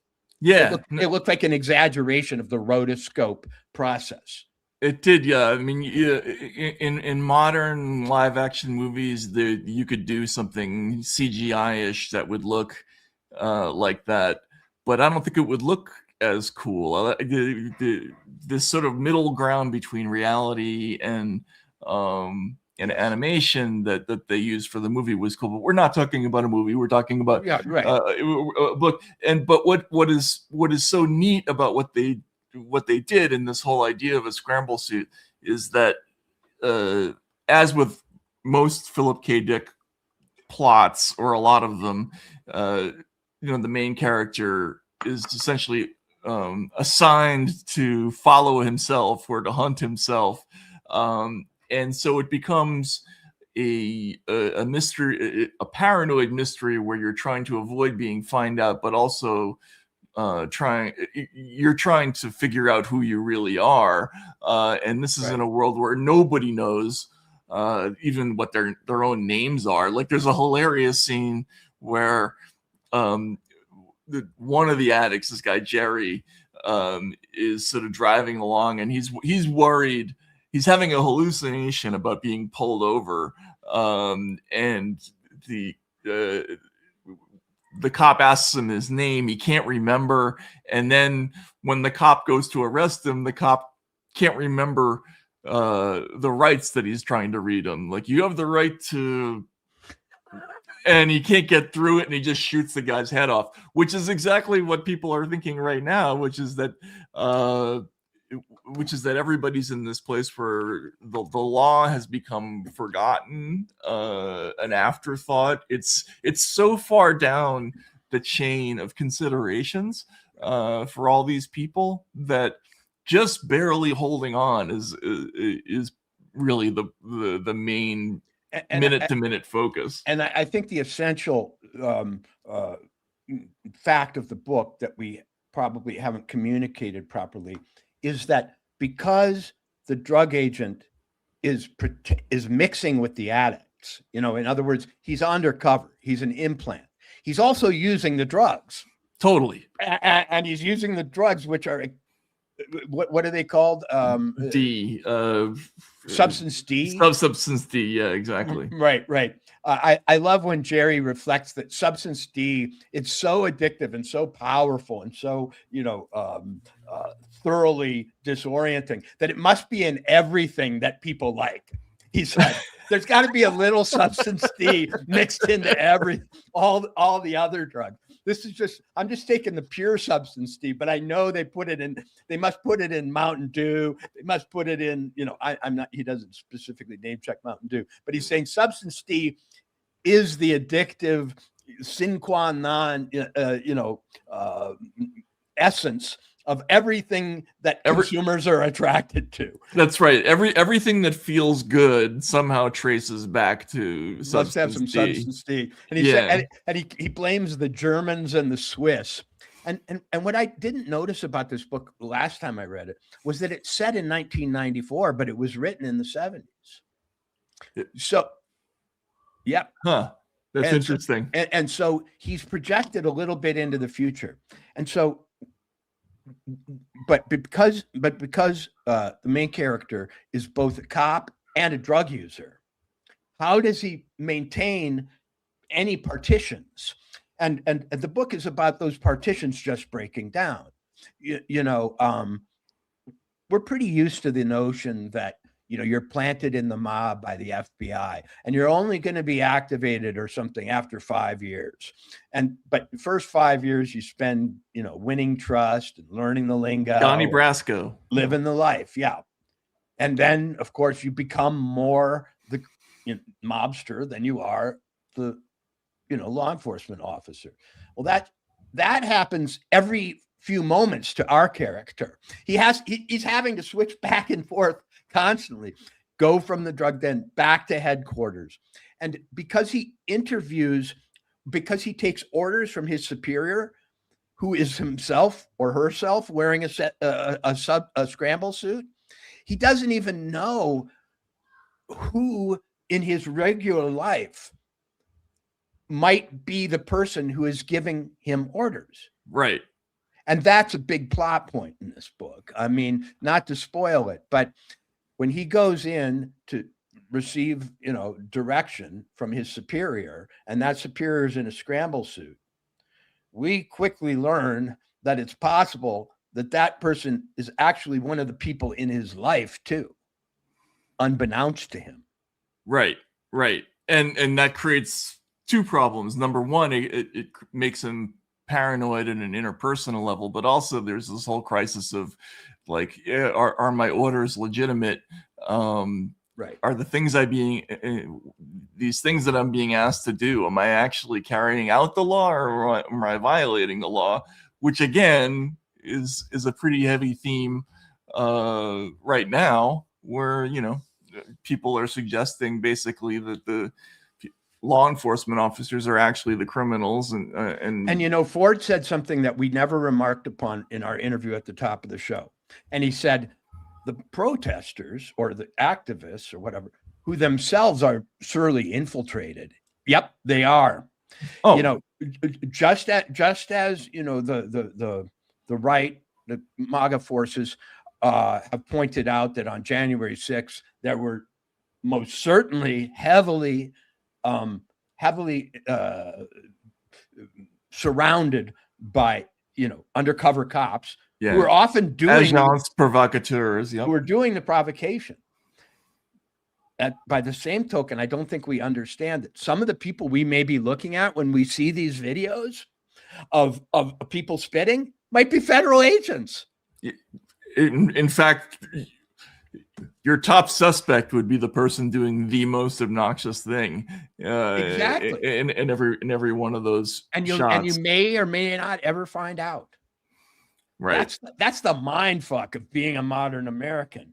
In other words, you may be reacting on the news to someone who is driving you crazy, who's outraging you, who's making you sick to your stomach, who's driving you to a radical position, and they may be a fake. They may be fake. Planted by the government you support. And that's why these highly emotionalized stories always make me nervous, because what element of these stories is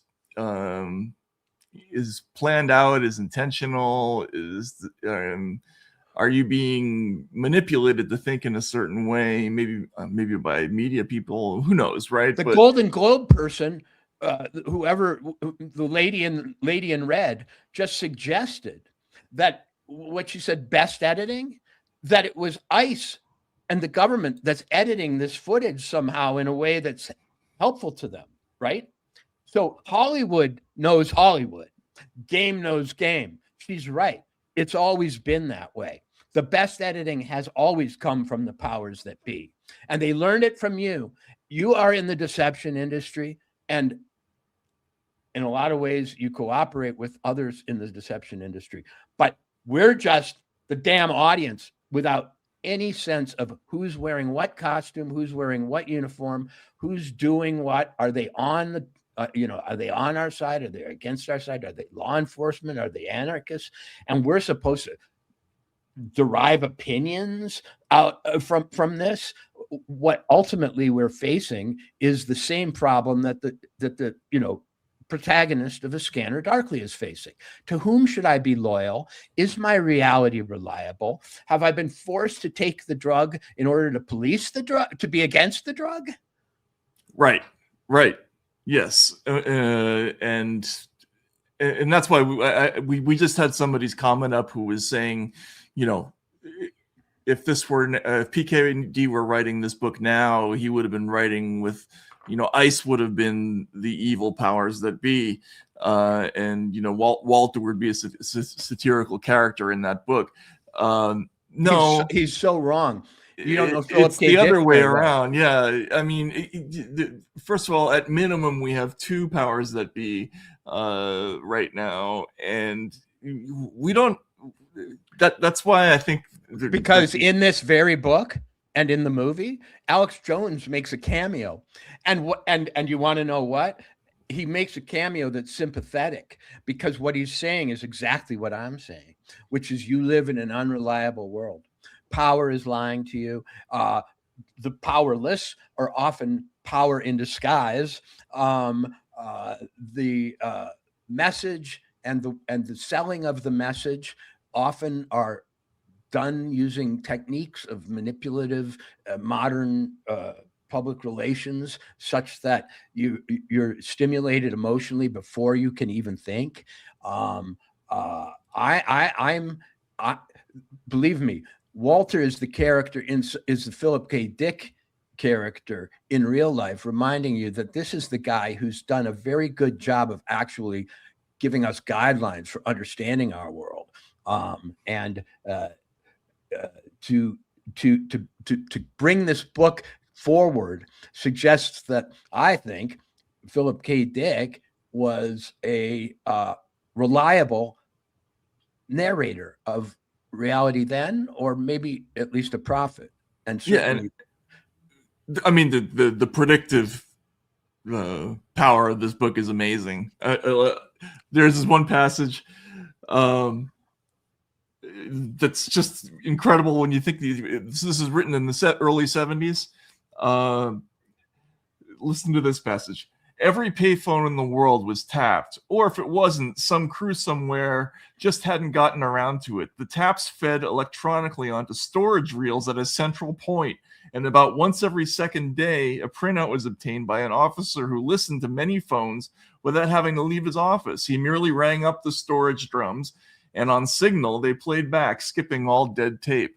That's pretty close to what actually happens now in the NSA age, right? Where we passively collect everything.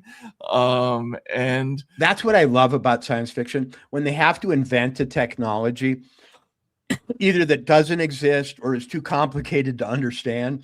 So they make a directed energy weapon, is a phaser in Star Trek, this sort of clunky little laser beam pistol thing, Philip K. Dick's version of the ultimate drug, Substance D, it's kind of clunky and simplistic, but it covers everything. We don't need to know all the differences between heroin, this and that.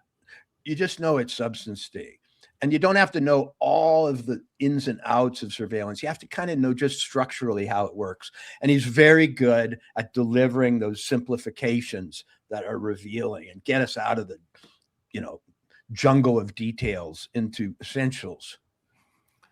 Then there's another moment where he seems to predict what the life of the two online person is going to be like in the future. Someday, he thought, it'll be mandatory that we all sell the McDonald's hamburger as well as buy it. We'll sell it back and forth to each other forever from our living rooms. That way, we won't even have to go outside.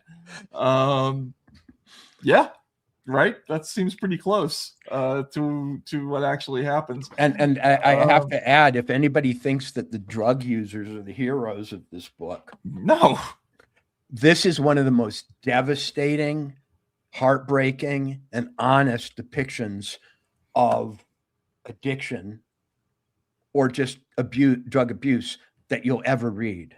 I mean, these people are in hell, and they're in a hell that he is, and they suck, and he's unsparing about it, and they're stupid, and they're hopeless. I mean, in a weird way, their most winning quality is that they're kind of Chaplin-esque, is that they're so frickin' clumsy and addled that they can't really figure anything out and thus do any damage. Yeah, there's none of the romance that people like William Burroughs attached to this lifestyle, right? I mean, I think a much closer depiction of what junkies are really like, it's maybe a movie like Drugstore Cowboy, where everybody is double dealing, and they eventually do things that are just morally horrible because they end up really without a whole lot of choices, right? When you're an addict, you just do bad. You end up doing shitty things that you feel bad about, and just move on and do them again. And they all betray, and they all start betraying each other almost instantly, instantaneously. Yeah, I remember once when I was doing a story on methamphetamine for Time Magazine in Billings, Montana, which is a rough working class town of about 100,000 people. Oil refining and shift work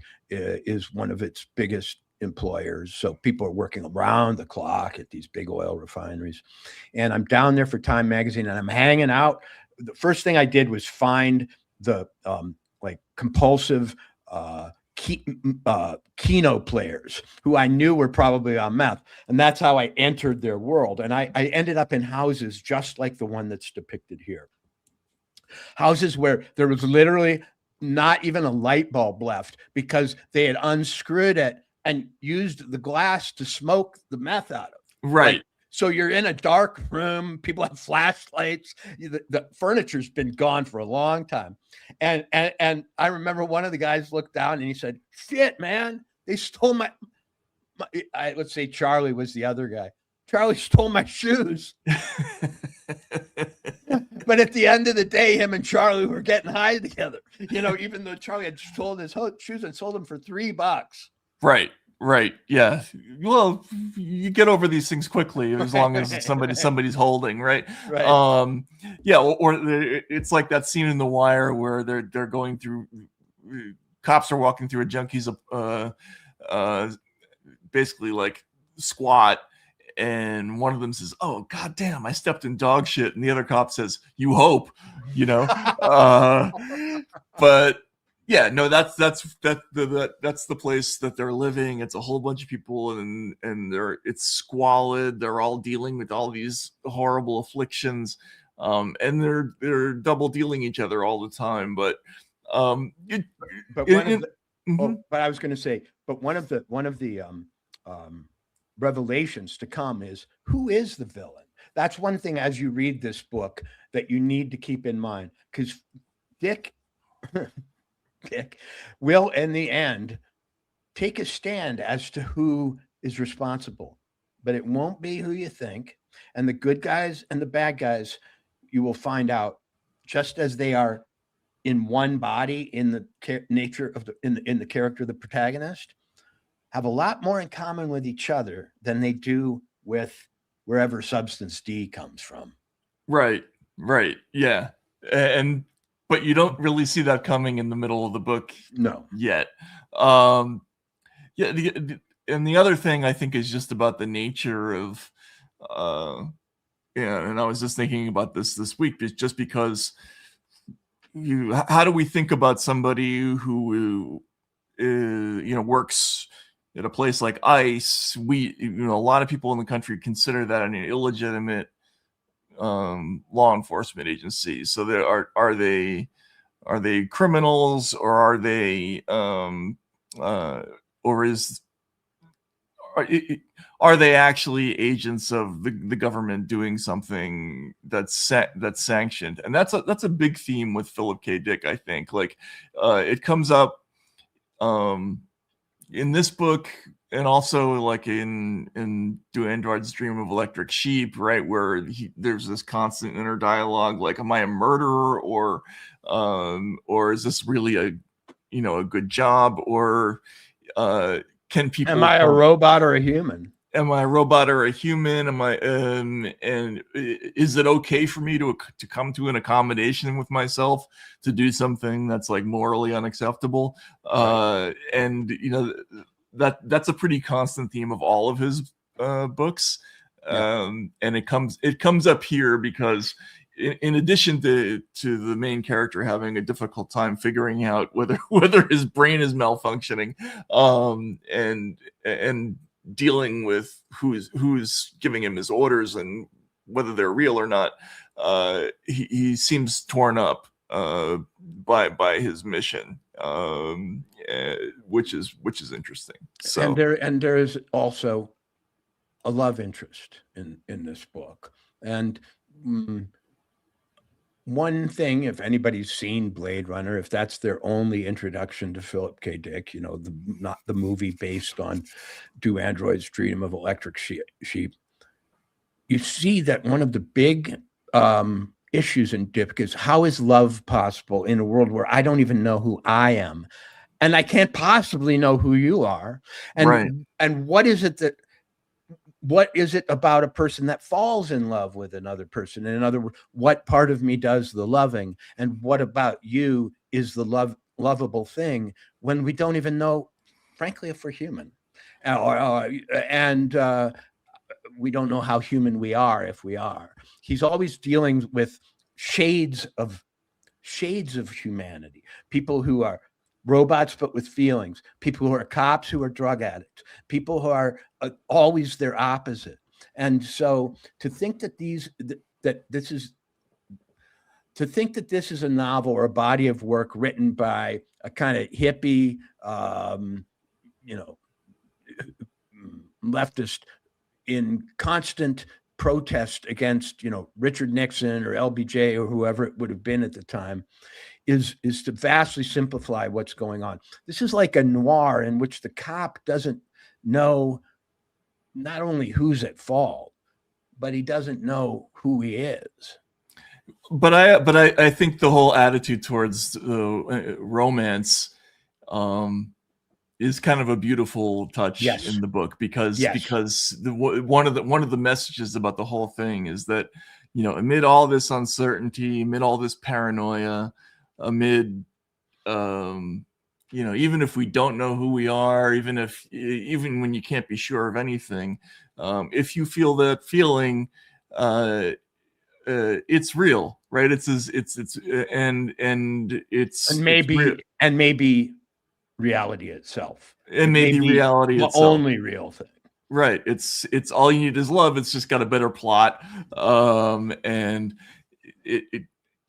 I think it's got an optimistic viewpoint to it. Weirdly enough, as miserable as it is, like, because most of the book takes place in these, in a junkie den. If you've ever spent time in those places, it's not a great place to be, but it is uplifting in a certain way. Like a lot of Dick, what happens is you start in this inner circle, and then they break out into a wider reality where the contradictions of the inner circle are resolved. And then you find out that itself is contained within an even larger set of, mysteries, contradictions, and puzzles.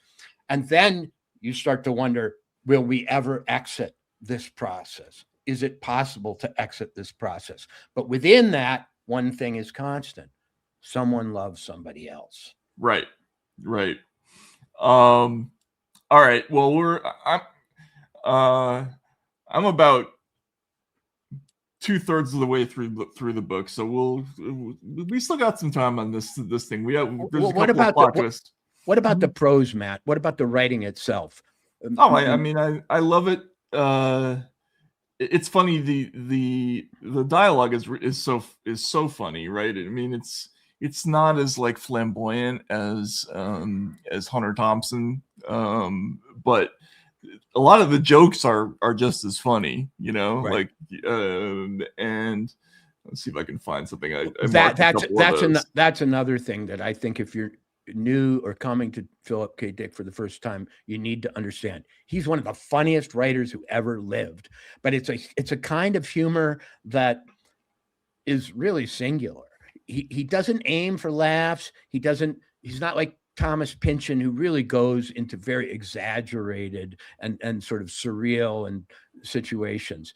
It's a humor that's pervasive, and sometimes it gets a little pointed, but he never laughs at his own stuff. He never breaks the wall. You know what I mean? He never goes, "Now I'm being funny. Check this out." Yeah. There's a scene where they're in a diner, and the character who's played by Robert Downey Jr. It says, "Is your name Patty?" Barris asked her, signaling to Charles Freck that it was cool. "No." She pointed to the name badge on her right boob. "It's Beth. I wonder what the left one's called," Charles Freck thought. Dun-dun-duns. There's just a lot of that stuff. The whole thing about like, there's a scene, somebody else brought it up before about they buy a 10-speed bicycle, and like none of them in the room can figure out how many gears are actually on the bicycle, and it goes on for a long time. And that's the Chaplin-esque quality that you're talking about. Yeah. But yeah, I mean, like he's a very funny writer. You can tell that he writes very fast and probably on drugs, right? Because he's not sitting there polishing it over and over again like a Flaubert or something like that. But it's funny stuff, and the plots are airtight. So it's great stuff. Anyway, we'll get to more of it later in the week.